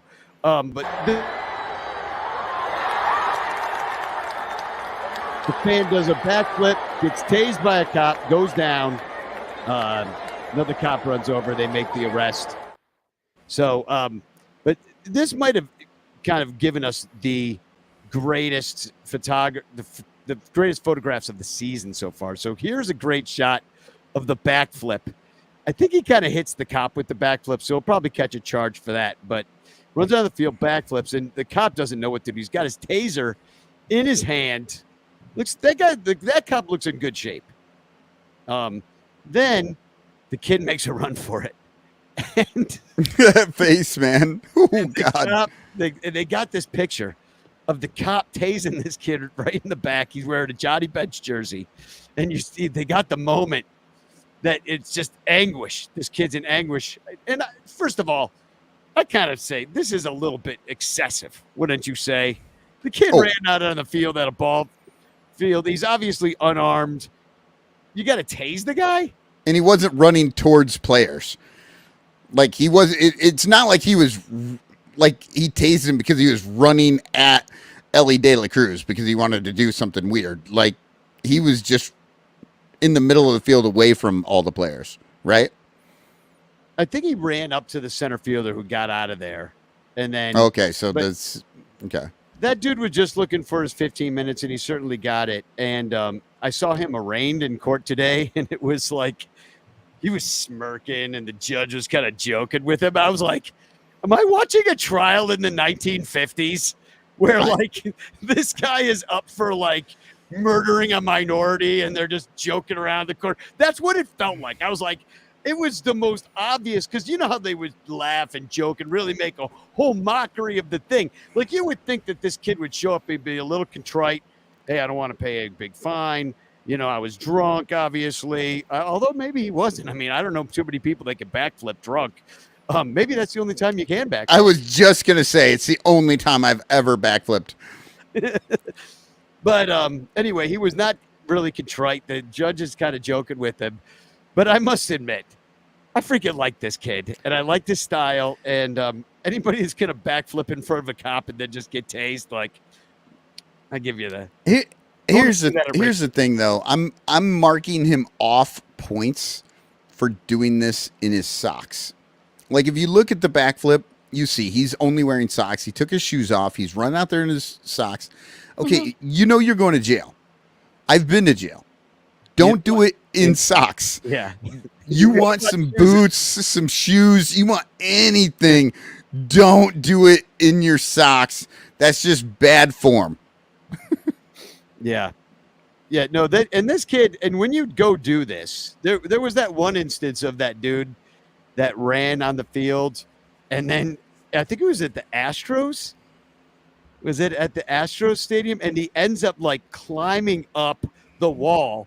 Then as he escapes, the guy actually escaped. I think it's the only escape I've ever seen.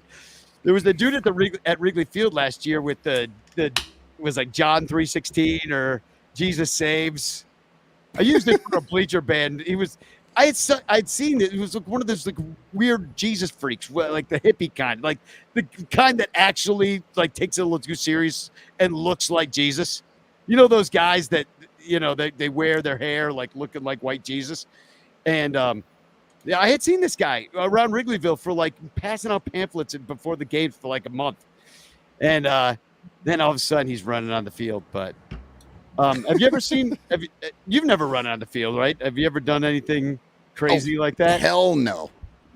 That would like, and I have been hammered at some games, and there's no way I'm going on the field.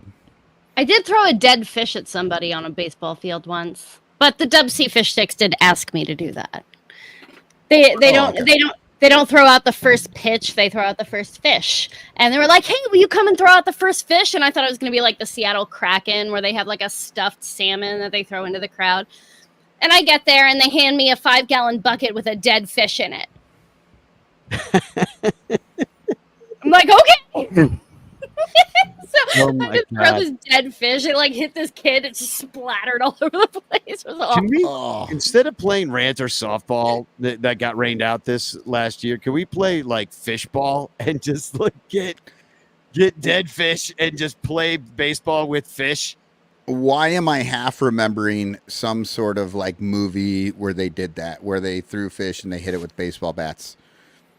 It's got to be like a Monty Python skit or something. Hey, anybody in the chat who knows what I'm talking about, like it just sort of like there's something in the back of my head that they were. It was some like Saturday Night Live movie or something. There's the fish slapping dance from Monty Python. By the way, Yeah, I might be louder right now. I might be louder. Am I louder to everybody's people in the chat? Guy Series was saying I was softer, but yeah, should throw trouts at Angels games. Bellinger. What's that?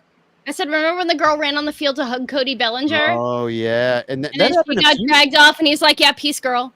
Oh, okay. If we're gonna bring this up, Bellinger, peace girl, she's on the ground, face down, 2 cops, knees on top of her, holding her. Now, if you go back to 1985, you get the kissing bandit Morgana, who runs out there, kisses Ryan Sandberg. Nobody does a damn thing. He just kisses her, and then she like waves to the crowd and then leaves. You were always hoping that you'd be at a game that Morgana came out, and she had huge boobs, and everybody would be like, "Oh, I mean, I'm wondering like." Now, Morgana, you'd know that she was at the game before she did anything, because she's not going to be able to hide that she's at the game. But at the same time, this is the 1980s. There aren't photos everywhere of everyone. There's not tracking on your phone like, oh, Morgana has a ticket to the game. They don't have any of this shit. She just happens to be a large-breasted blonde woman who walks down toward the wall, and let's face it, a lot of the ushers back then would have just been like, I'm good with this. I mean, I'm looking at pictures right now, and George Brett seems into it. He's like, oh, baby, Morgana's at the game. Hell yeah. I think it got to a point where, like, they literally... Nolan Ryan on his like, knees, yeah, baby, come on! for it. I've been waiting for my turn. Yeah, it got to be a thing that I think if Morgana came out and kissed you during a game, it was like a thing of honor. Like they were into it, and literally Nothing ever happened to her. Nowadays, she gets tased, or like the Los Angeles Dodgers police force, like one of them hits her high, one hits her low, like they did to the kid who was proposing to his girlfriend. I'd take high because you wouldn't get hurt. I'll tell you that much. You'd be like, it'd be like a couple of bags of marshmallows. Now, And if you take really low, you're around like that that catcher. a while ago, right? And I wasn't really around for it, but like it looks like just looking through all these pictures, I know the lore and honestly, queen behavior. Yeah. Go Morgana, you're my hero. She's like a drag But, queen. like the teams were into it. Look at this mascot. What team is this that has this weird dragon dude who's stuffed like a Dolly Parton bra? It's got to be the Astros, some stupid team. Yeah. It was just it was a whole different thing back then. And I think a lot of it is because like people just couldn't film it, like you couldn't see it. You couldn't spread that thing around to everyone and other people didn't do it. In the 70s, it's not like there were a bunch of Morganas. There was one. Yeah. And not even copycats that I know of. Maybe there were, but also streakers were a big thing in the 70s. You just take off all your clothes. I mean, the acid was much better back then. You got to understand. People's drugs were just out of control. But no, the streakers were really a thing for a while. I mean, how fun is that, though, just to take off all your clothes and run through a baseball game? I mean, the freedom you'd feel until that cop tased you. Until he tased you. So at my my bachelor party in the bleachers in 2003, my friend did like a half moon. Like he didn't even pull his pants all the way down. He just like pulled he didn't undo the pants, just kind of pulled it half so that you could see his crack, and mooned the Cardinals fans in front of us. And he got thrown out. Got thrown out of the game. Yeah. Say no to crack. Don't show your ass in the ballpark, y'all. Yep. And on the way out, he kissed 4 ball players. It was weird. Wow. So look at this kid. I mean, what a great picture. I'm sorry, just the angry. Oh God, that's so I good. feel bad for that kid. I really do. don't. But I'm much happier now that you tell me that he's in the courtroom joking and Watch smoking him with get the arraigned. judge. Watch him get arraigned. You feel like you're at a sham trial. It's ridiculous. You're like, oh, they should have tasted more. That kid deserves remember that kid in Philadelphia that barfed on purpose on a cop and his daughter? Amazing. And then he we brought his In Philadelphia. Yes, Philadelphia, Phillies. the cop turned around and freaking pummeled the guy. And so in his mugshot, he's got 2 black eyes, a big bloody lip. And you're like, oh, well, yeah. That's what happens, dude. Could be worse. Yeah, don't barf on a kid. I didn't think we'd have to tell you this, but don't barf on a kid.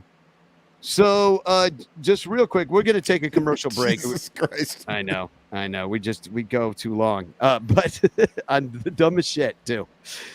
That's okay, because we do have more for you. And first of all, I want to say that we're almost to the end. June 22nd, that's in only 9 days, when our dude David Lieb, fellow ranter, he's going to be doing the overnight. I'm going to drop a link in the chat if you haven't given to this yet.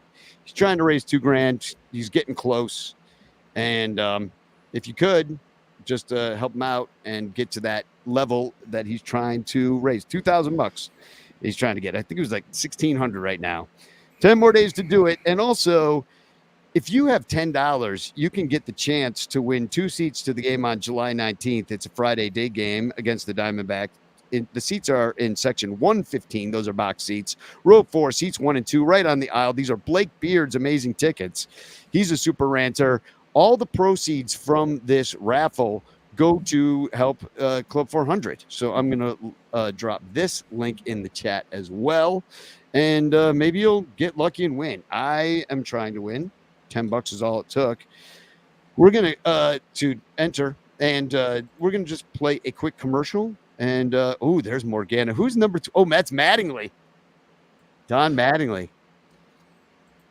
That's maybe later in both of their careers. But Did she?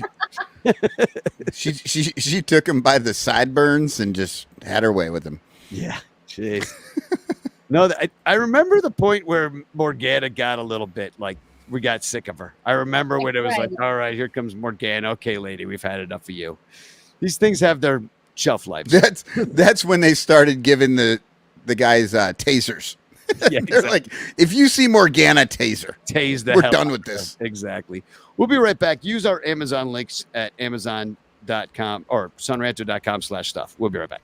Stuff. Hey, Cubs fans, at Amazon.com, do you buy lots of stuff? Why not support the Sun Ranto Show by shopping through sunranto.com/stuff? All you gotta do is fill your cart at Amazon with lots of stuff. Then before you check out with all of that wonderful stuff, head on over to sunranto.com/stuff and click any of our Amazon links before you buy your stuff. Check out like you normally would with all that beautiful stuff. And the Sun Ranto Show will get a small kickback because of the stuff you bought. And you'll be helping the Sun Ranto Show buy all the stuff we need to stay on the air talking about the Cubs and other stuff. Plus, you could win a monthly prize if some of your stuff is chosen for Amazon stuff of the month. And if you win, we'll send you more stuff. Sunranto.com/stuff. That address again is sunranto.com/stuff.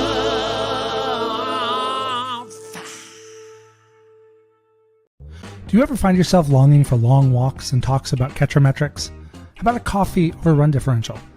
Maybe a candlelit dinner dissecting what exactly is the curious case of Miles Mastrobuoni? If you have, I have just the place for you, the Cubs PS Plus podcast. Come join us. Cubs PS Plus, a Northside Numbers game, can be found wherever it is you get your podcasts, and on Twitter, Instagram, TikTok, and YouTube, all at Cubs PS Plus, a spin on the baseball metric OPS Plus. Are you ready? I'm ready. Here we go. This is Fergie Jenkins. You're listening to Sean Randall, the 69th Beth Cup podcast. I love that he didn't even decide. Like, you know what? I want to take another. I want to have another go at that. I want to just take two. Can we do a take two? Sorry, Fergie. First one's the only one we're doing. It was pretty perfect for us the first time, and so was Aramis Ramirez. We need. I almost wanted to get Pat Hughes to do one for us. I was going to get that maybe for Ranter Fest, for the 1000th episode. That's coming up, by the way. I've been looking at some of that footage. Here's the thing: there's so much background noise in everything because we were all having a really good time, and so I'm like, I can't put this out. Like you can barely understand what anybody's saying, but you can just tell we're having a good time. I do have some footage of some pretty incredible footage of Bleacher Bum Band singing "Fuck the Cardinals," though, that I'm going to end the show with tonight. So I'm excited to share that with you with Ronnie Woo Woo, and you remember that moment? It was just Crawley playing the cowbell. I mean, really, I think I peaked. I think I peaked right there in that moment, singing "Fuck the Cardinals" with Ronnie. I didn't realize you were doing acid that night. No. That was Danny's like, that's the moment I peaked. Yeah. The rest of the weekend, I was coming down. So, this show is brought to you by our Patreon supporters. I want to bring that up again. Patreon.com/sunranto if you want to hang out with us right after the show. But let's talk about the Cardinals really quick. I was hoping that we were going to have this Cardinals fan comedian come on. His name is Ben Johnson. And I looked him up, and boy, this guy's famous. He was writing plays at the time of Shakespeare. He was winning gold medals in the Olympics. And the dude does everything. Yeah, really incredible. And then didn't he get caught cheating in the Olympics too? Didn't he test positive for STDs? The giveaway was the completely yellow eyes. But I got to tell you, I looked at some of this guy's main situation is Instagram, and he's a stand-up comedian. Even though he's a Cardinals fan, his shit was hilarious. I clicked on a couple of his videos there, and he was really funny. So I do hope we can have him on to talk Cardinals, because I got to share with you something that he said. Oh, I found him. Ben Johnson. Yeah. Oh yeah, there he is, the offensive tackle, tight end, and also a football coach. Famous cyclist, ice hockey player, musician, artist, politician, judge, Your Honor, Ben Johnson. Two baseball players. Wow. So let's see. I'm trying to look. Oh, I asked him. I said, because I don't know if you heard the B-Fibs, the best fans in baseball. They cheered Paul Skeens after he had his way with their entire team at home. And the best fans in baseball got up and cheered the man who just destroyed their baseball team. Like, well done, Dusty. So I asked Ben Johnson here, I said, how the hell do you cheer for an opposing pitcher? B-Fib indeed, I said. And he said, because the Cardinal fans are mindless hordes who have been told to do things their whole lives. You know what? Far be it from me to hand it to a Cardinals fan, but how do you not cheer for somebody who looks this happy at giving up a home run? Well, he's giving it up to Ohtani. Right? Like, he must have been, like, waiting his entire life to do this. Like, someday I'm going to give up a home run to the best player who's ever played. Amazing. Great stuff. I hate to bring it to this level, I really do, but it feels real cuckoldy to me. Ooh, watching, yeah, kind of like watching in the corner kind of stuff. Yeah, watching an opposing pitcher fuck your team and then cheering him. It's weird. Do it harder. It's Yeah. just, Yeah. you can look that up on Pornhub, and it's just going to be Ben Skeens kind of just beating the Cardinals. Paul Skeens. Speaking of standing O's, I'm getting Ben Johnson and Paul Skeens mixed up because they both go way too fast. but speaking of standing O's, Robert Sanchez says these people give a standing O to a cheese sandwich if they thought it was assembled in the Cardinal way. So I did like that Ben Johnson was negative about his fan base, and I'm like, oh, you'll fit right in here on the Sun Ranto show. And I thought it was funny because the last Cardinal fan that we had on a bunch, Dennis, who has now moved to Nashville, Tennessee. Dennis, everybody liked him too. Yeah. Like we've always had Cardinal fans on that people actually like. Well, I mean, to be fair, we're kind of likable people. We just like other teams. We like people. The difference is we don't cheer them on national television. We boo them. If we like you and you play for the other team, we boo you. We booed Eric Wheelo, like they booed Craig Counsell. That's called respect. Well, Exactly. The funny thing about being friends with fans of other NL Central teams, or really any other baseball team that's facing the Cubs, is nobody hates the Cubs more than I do. So there's, true. So we really have a lot in common because I'm looking at the team. I'm like, you guys are terrible. And, they're looking at it. They're like, you guys are terrible, but they're excited about it. I'm mad about it, but I'm still having fun. We hate them for all the right reasons, though. Yeah. Look, there is we nothing understand. on earth that Eric Wheelo can say that will hurt me more than the Cubs have. Yeah, exactly. You can't hurt me. Exactly. And to be clear, for anybody who wants to mix this around, like, we don't hate the team. We kind of hate how everything around the team that has built to the point that the team on the field makes us angry. Like, it's not fun the to watch. players themselves, we don't actually hate. I don't hate a single player on the Cubs. In fact, I cheer for them every day. But I might hate Jed Hoyer. Look, exactly. Like, I'll even tell anybody. I was so fervently why is Nick Madrigal, but like in my heart of hearts, I do believe that Nick Madrigal, every single time he stepped out onto that field, was trying his best to be the best player that he could be, and it was not his fault that he was put in a position that was not right for him. Yeah, it's like in Little League. It's When not. you know you his have a bad job. player, you have to play him. Right.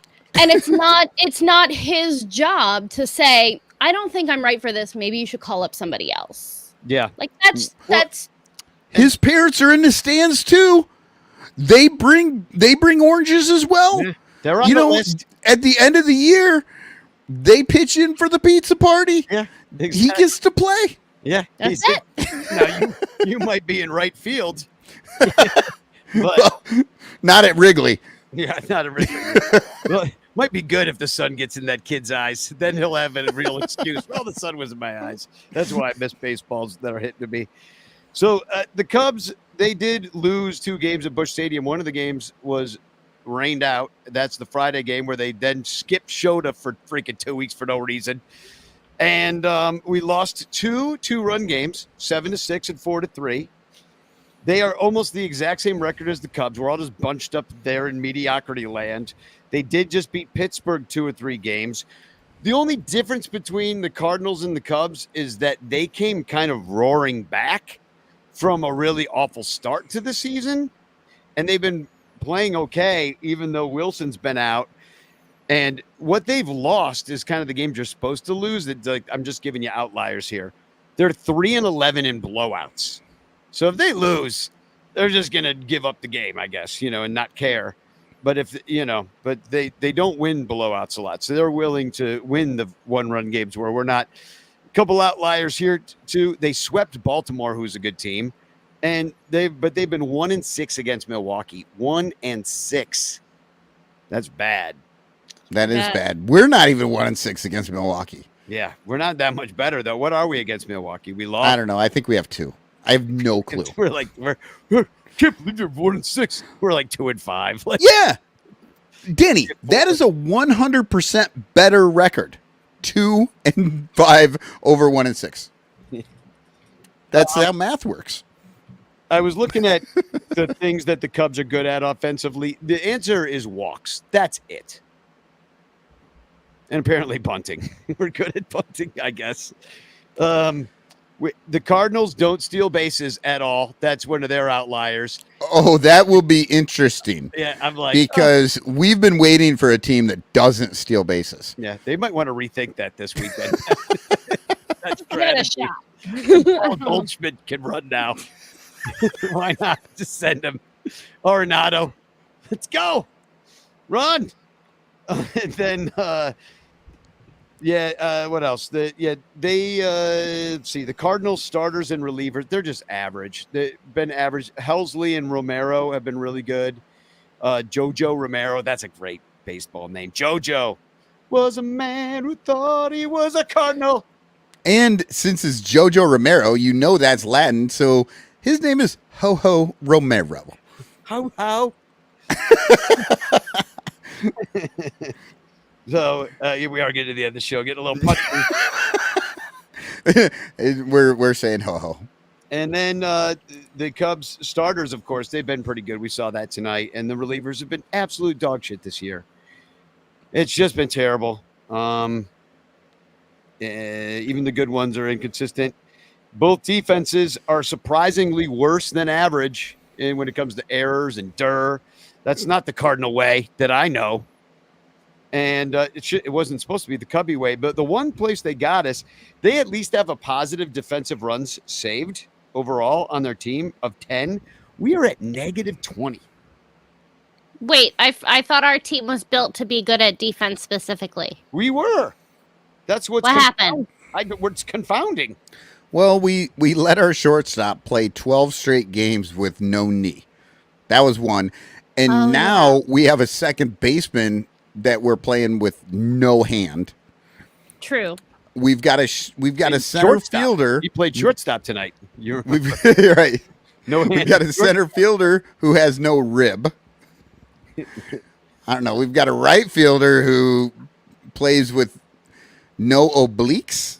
I don't know what I don't know Yeah. if that's even possible. Seiya He'd just fall had a over rough- without those, I'll right? say Seiya's had a rough defensive year. He has. He's missed a lot of balls, and that he probably would tell you he should have caught. Yeah, I don't know. It's kind of confounding. And then this weekend, you'll have to listen to Cubs Pod for this, for the details of what happens in these games and the matchups. But we got Wicks is going to be the starter on Friday. That's tomorrow versus, or maybe today when you listen to this. Kyle Gibson, who's 4-2 with 376, and then Imanaga on Saturday. He will obviously continue to kick ass. I believe in him more than anybody. Daniel Palante going out there for the Cardinals. He's got a 4.88 ERA and is 2-2, so that's not very good. And then Miles Michaelis on Sunday, 4-6 with a 4.85, and then Tyone, who pitched really great last time. So it's the Cardinals. Miles Michaelis is not a good pitcher. Neither is Daniel Palante. Gibson is middling at best. They're not good. Here's the issue. Our offense doesn't score. So it's like it's so frustrating because those are 3 games in the past you would feel real good about going into. Honestly. Yeah. 100%. I'd feel confident. Two out of 3 for sure. Maybe a sweep. But man, with this offense right now. Maybe some home cooking. I mean, that was a tough road trip. Maybe they'll be happy to get home. We got to beat the Cardinals. 2-5 on that road trip. There's more kind of relying. The weather's going to be beautiful. Like Wrigley's going to be rocking. I really do think that the vibes could pick up. But as I said, we need 5 in a row, which means it's got to start somewhere. Might as well start at a beautiful Friday at 1:20 at Wrigley Field. And I actually talked to Billy about this. We need it's 120 somewhere shirts. Yeah, doesn't that exist? No, Didn't Joe do it? Who? Joe? No, he's got 120. Fridays 120 or something like that. But no, it's 120 somewhere. Like it's 5 o'clock somewhere. Yeah, and somebody give me a ticket. I got no ticket for tomorrow. What the hell? It's too expensive. Just somebody's got a ticket in their pocket they can give me. Take it off. Oh, and by the way, I'm going next Wednesday, and I am, currently looking for tickets. I kind of prefer 300s in the shade. It's going to be hot next week. I know. So, thinking of going to the Dogs game on possibly, but it's way too hot. I just don't want to sit in the freaking melt in the sun. I can't do it. Like, look at my skin. I'm a delicate person. I am. I'm very delicate. I know I don't sound it, but deep inside. So Cubstradamus, another delicate soul, is here to visit us and tell us what's happening next when Michael does come and watch the team that Cubstradamus. How does somebody record smell? I don't know, but get ready for it. Smell-o-vision coming your way. Nobody followed the science when it came to the coronavirus, especially San Fran and their mask-wearing fans, the snowflakes that root for the Giants. Robert Kennedy, 2024. Oh my God, he's the worst. Now he's pro-Kennedy? I thought he was a Trumper. I mean, those guys are going to vacillate, I think. Even, you know what? Even Trumpers are jumping off that bandwagon. I heard that original vaccines actually were formed from some substances taken from Cubstradamus's robe. Like they just took a little bit of that, like smallpox, and it's like rubbed it from his robe. Is that why he's so angry about it? He's not getting paid from that? Because I will say, anything that goes near Cubstradamus and touches Cubstradamus probably does die. So I'll bet it would work. Yeah, he's not getting those Dr. Fauci royalties. Terrible. He's mad about it. He's jealous. He's angry. Yeah. He's the worst capitalist there's ever been. I could tell you. I knew he was anti-vax though.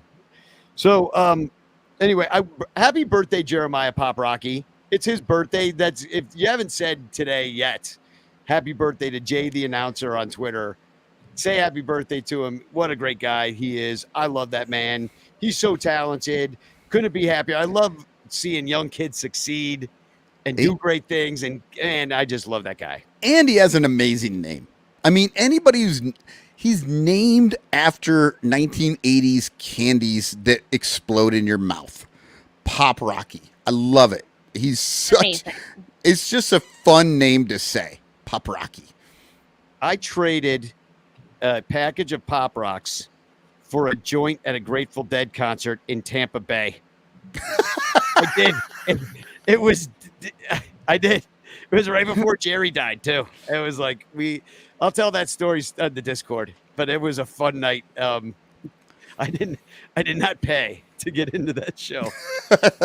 I've been doing this a long time, people. Not paying. Yeah. The world's greatest capitalist. Yeah. Danny Rocket. I told this kid at the when we went to what's around the corner or whatever it's called the other day, and I met this young kid. Actually, we were taking a leak, and we were talking about Malort, and there's this Reds fan sitting next to me, a young guy. We're talking and we come out. He's like, I gotta buy you a shot of Malort because we were talking about, and I was wearing the captain's hat, and so I'm like, all right, cool. And he was talking about how he wants to come to Chicago, but he doesn't have enough money to make the trip and to stay somewhere good and to get the tickets. He doesn't have enough money right now because he's a young kid, just fresh out of college. And I said, come on, you got to come out to Chicago. You don't need money. And he's like, no, I do. I got to stay somewhere. I'm like, nah, just show up. You'll be good. Just come and hang out with me at the bleachers. We'll make sure everything goes great for you. I'm telling basically none of this is true, right? That like he's just gonna be left on the street. I just thought it'd be funny that people believe me. So we do the shots of Malort. He pays and everything. And he's like, I'm like, I told you, dude, you don't need money. I just got drunk a little bit and I didn't pay at all. You paid. So, Danny Rocket, Zen teacher.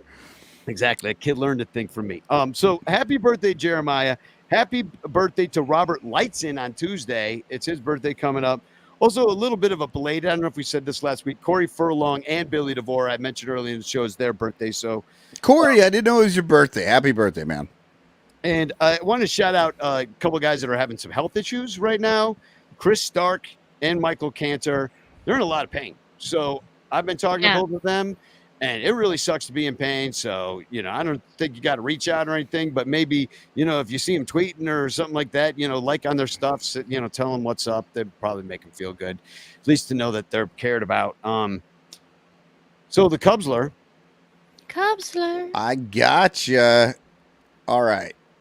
So we ran Cubsler number 20 for 2 weeks because it was so hard. Where'd it go, Danny?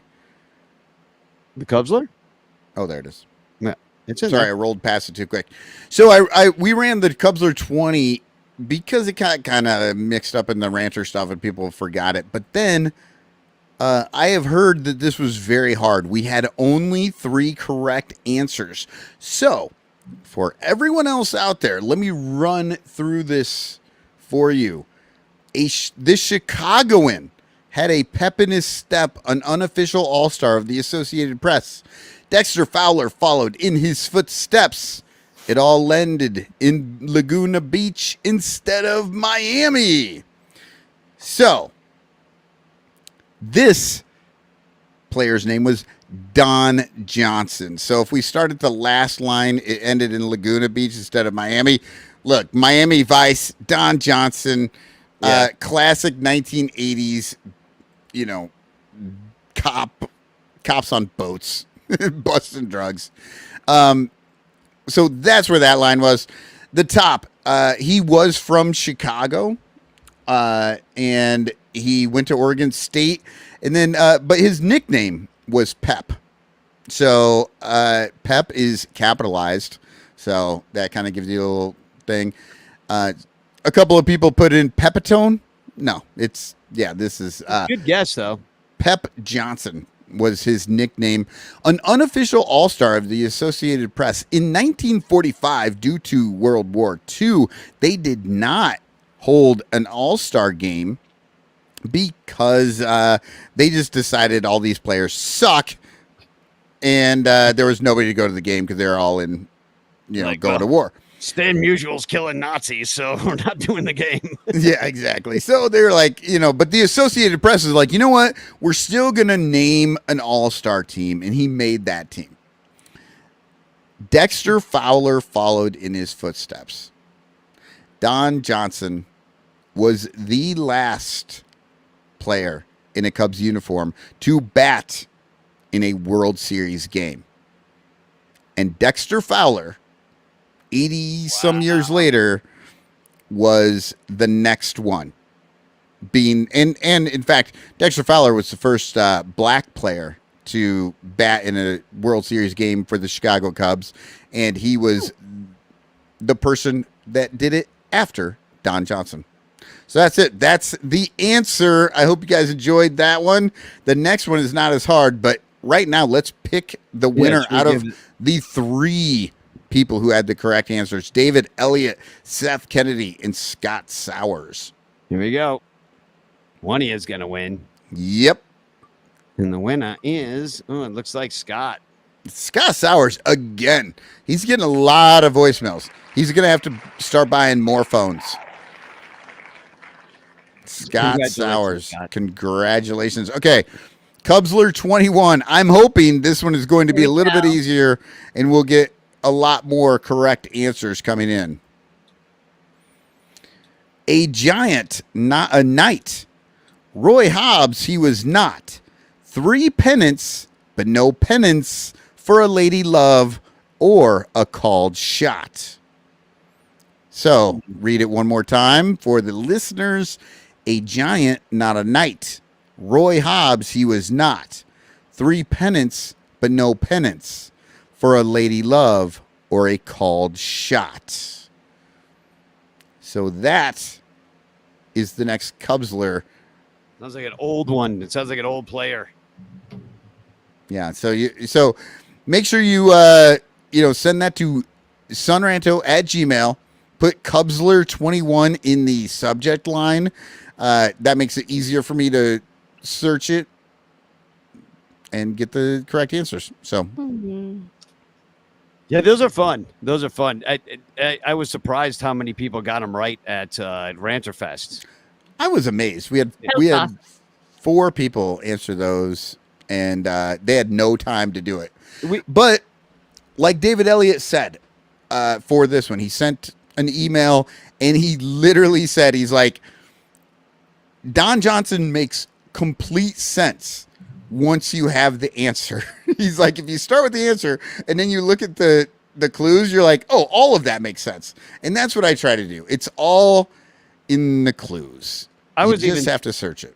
I was even thinking that like some of the best parts of Ranterfest were like the IFG's trivia,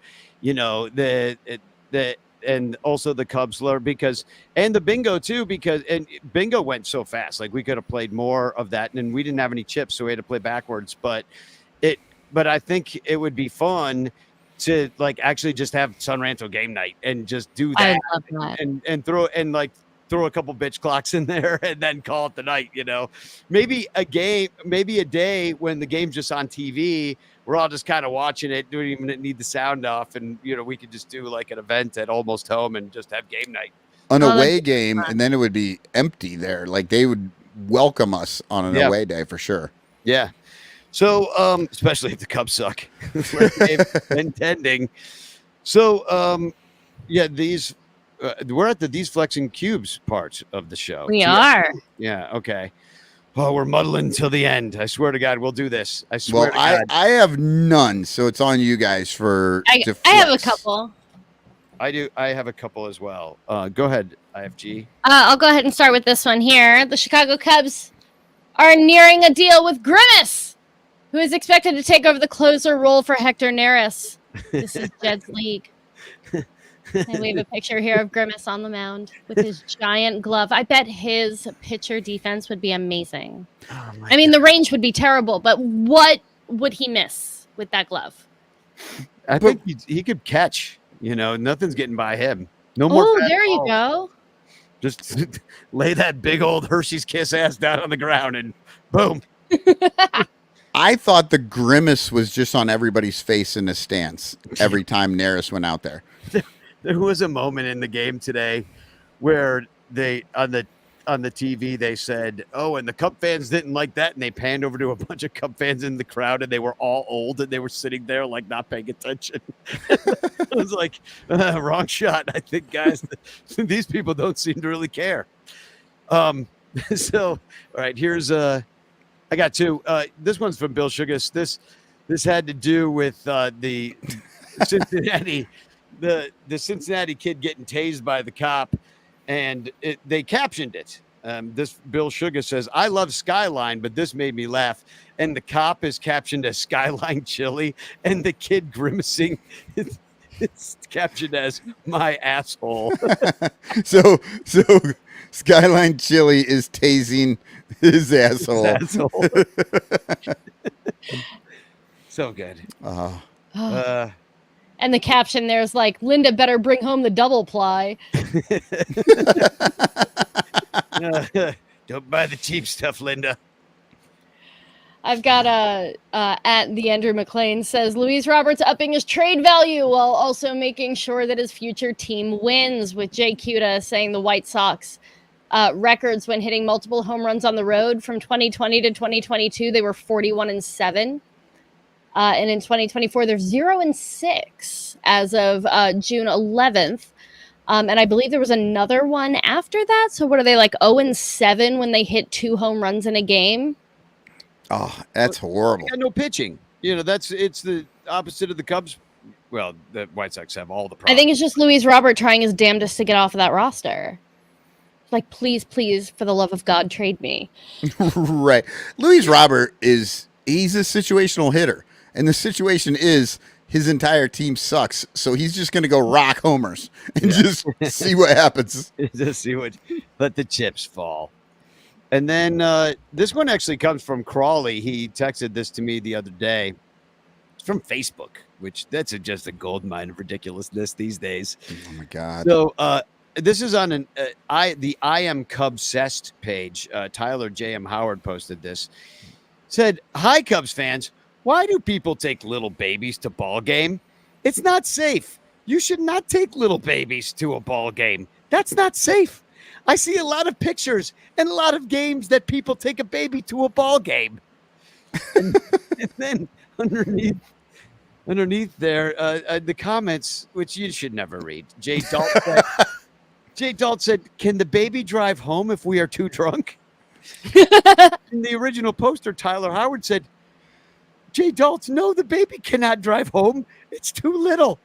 And Jay Dalt said, "Well, Tyler M. Howard, what if the car was very little?"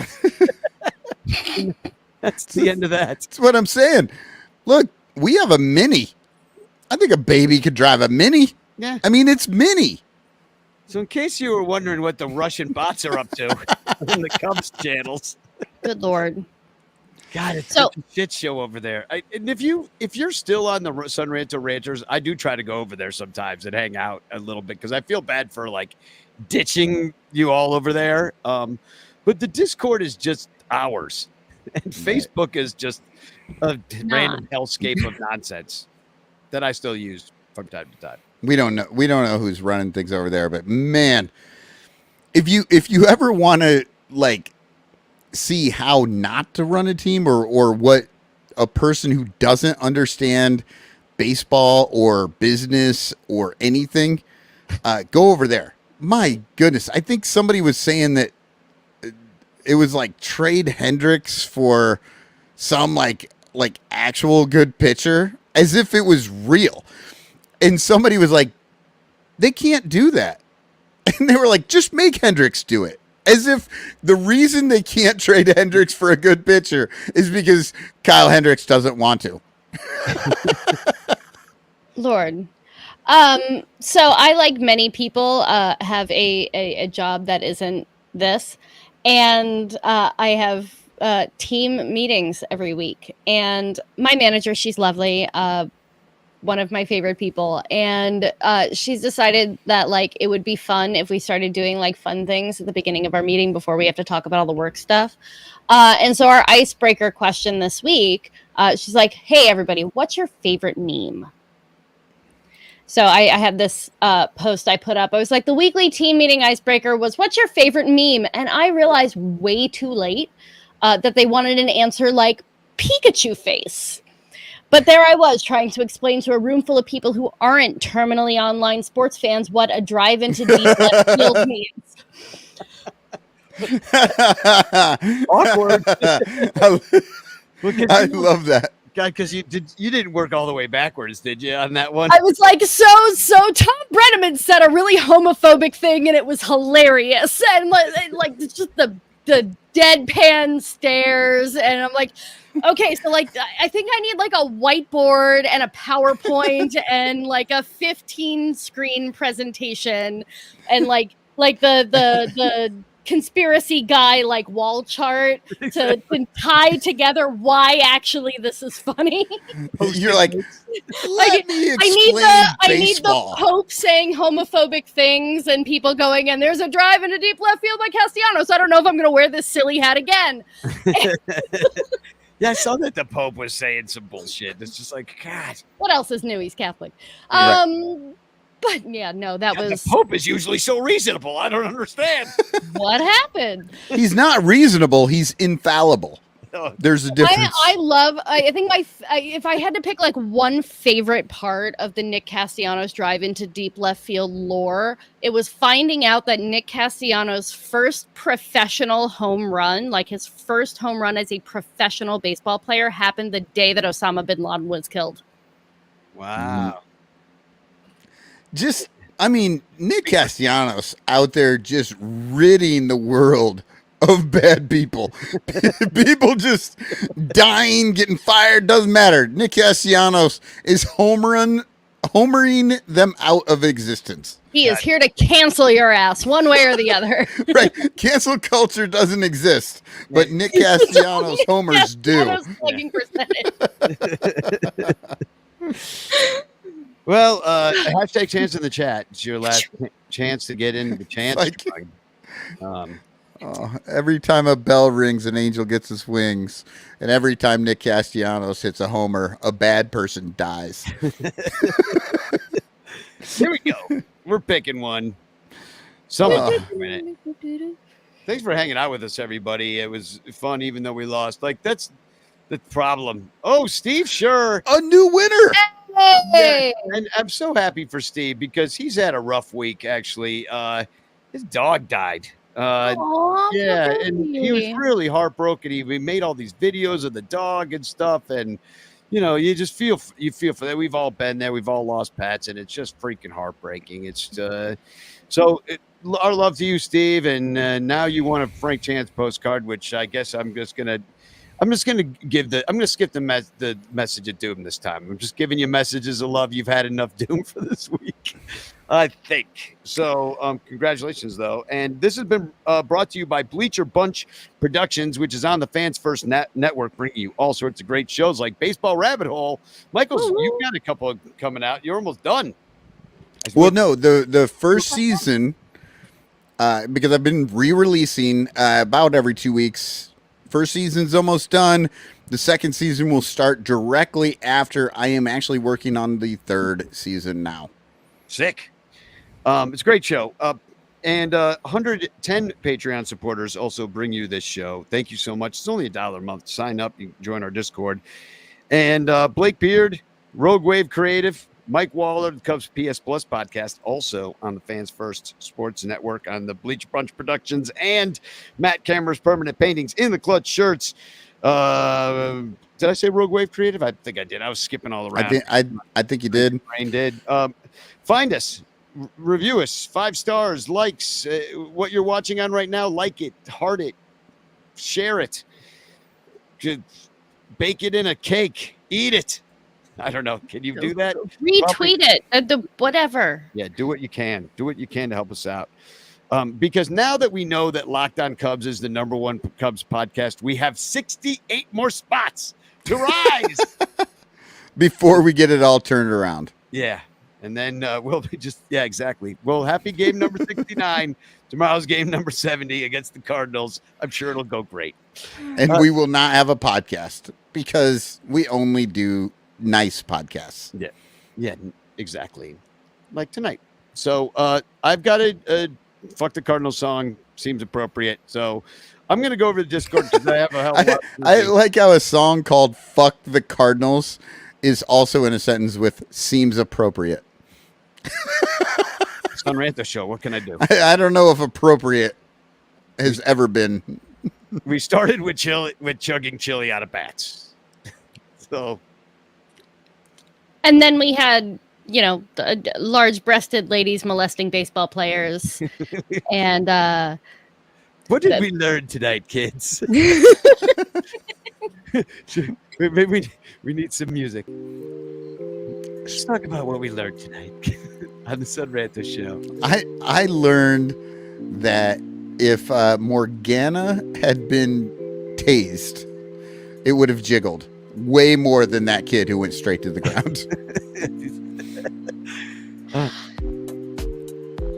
I learned that a mascot might be a better catcher than anybody currently on our 40-man roster. A hamburger mascot, mind you. Or is he the milkshake mascot? Is he the high C mascot? What is Grimace? I don't. The milkshake. He is the milkshake, isn't he? What flavor is that, though? Purple. Oh, Yeah. And milkshakes are white or brown. Problem solved. Yeah. I think I learned that if you're gonna run on the field in the middle of a baseball game, have something cool planned, like a backflip, something. Don't just run out there like a fool, waiting to get tackled. Do something. Propose. Absolutely. Yeah. Don't just. You never know who's watching. That's what I'm saying. You never know who's watching your greatness, and you got to show up when it's time to show up. You know what I mean? Live your dreams. Live your dream. That's really what we want to tell you all. Live your dreams. Go forth. But while you're living your dreams, wear proper foot protection. Yeah. Absolutely. But wear good shoes while you're living your dream. So fuck the And have Cardinals. some aloe vera or something ready to cool down the taser burn. Oh, you don't want aloe vera when you go to prison, though. Yeah. I'm not going to ask any follow-up questions. Thank you. Thank you. Spagog, y'all. Spagog.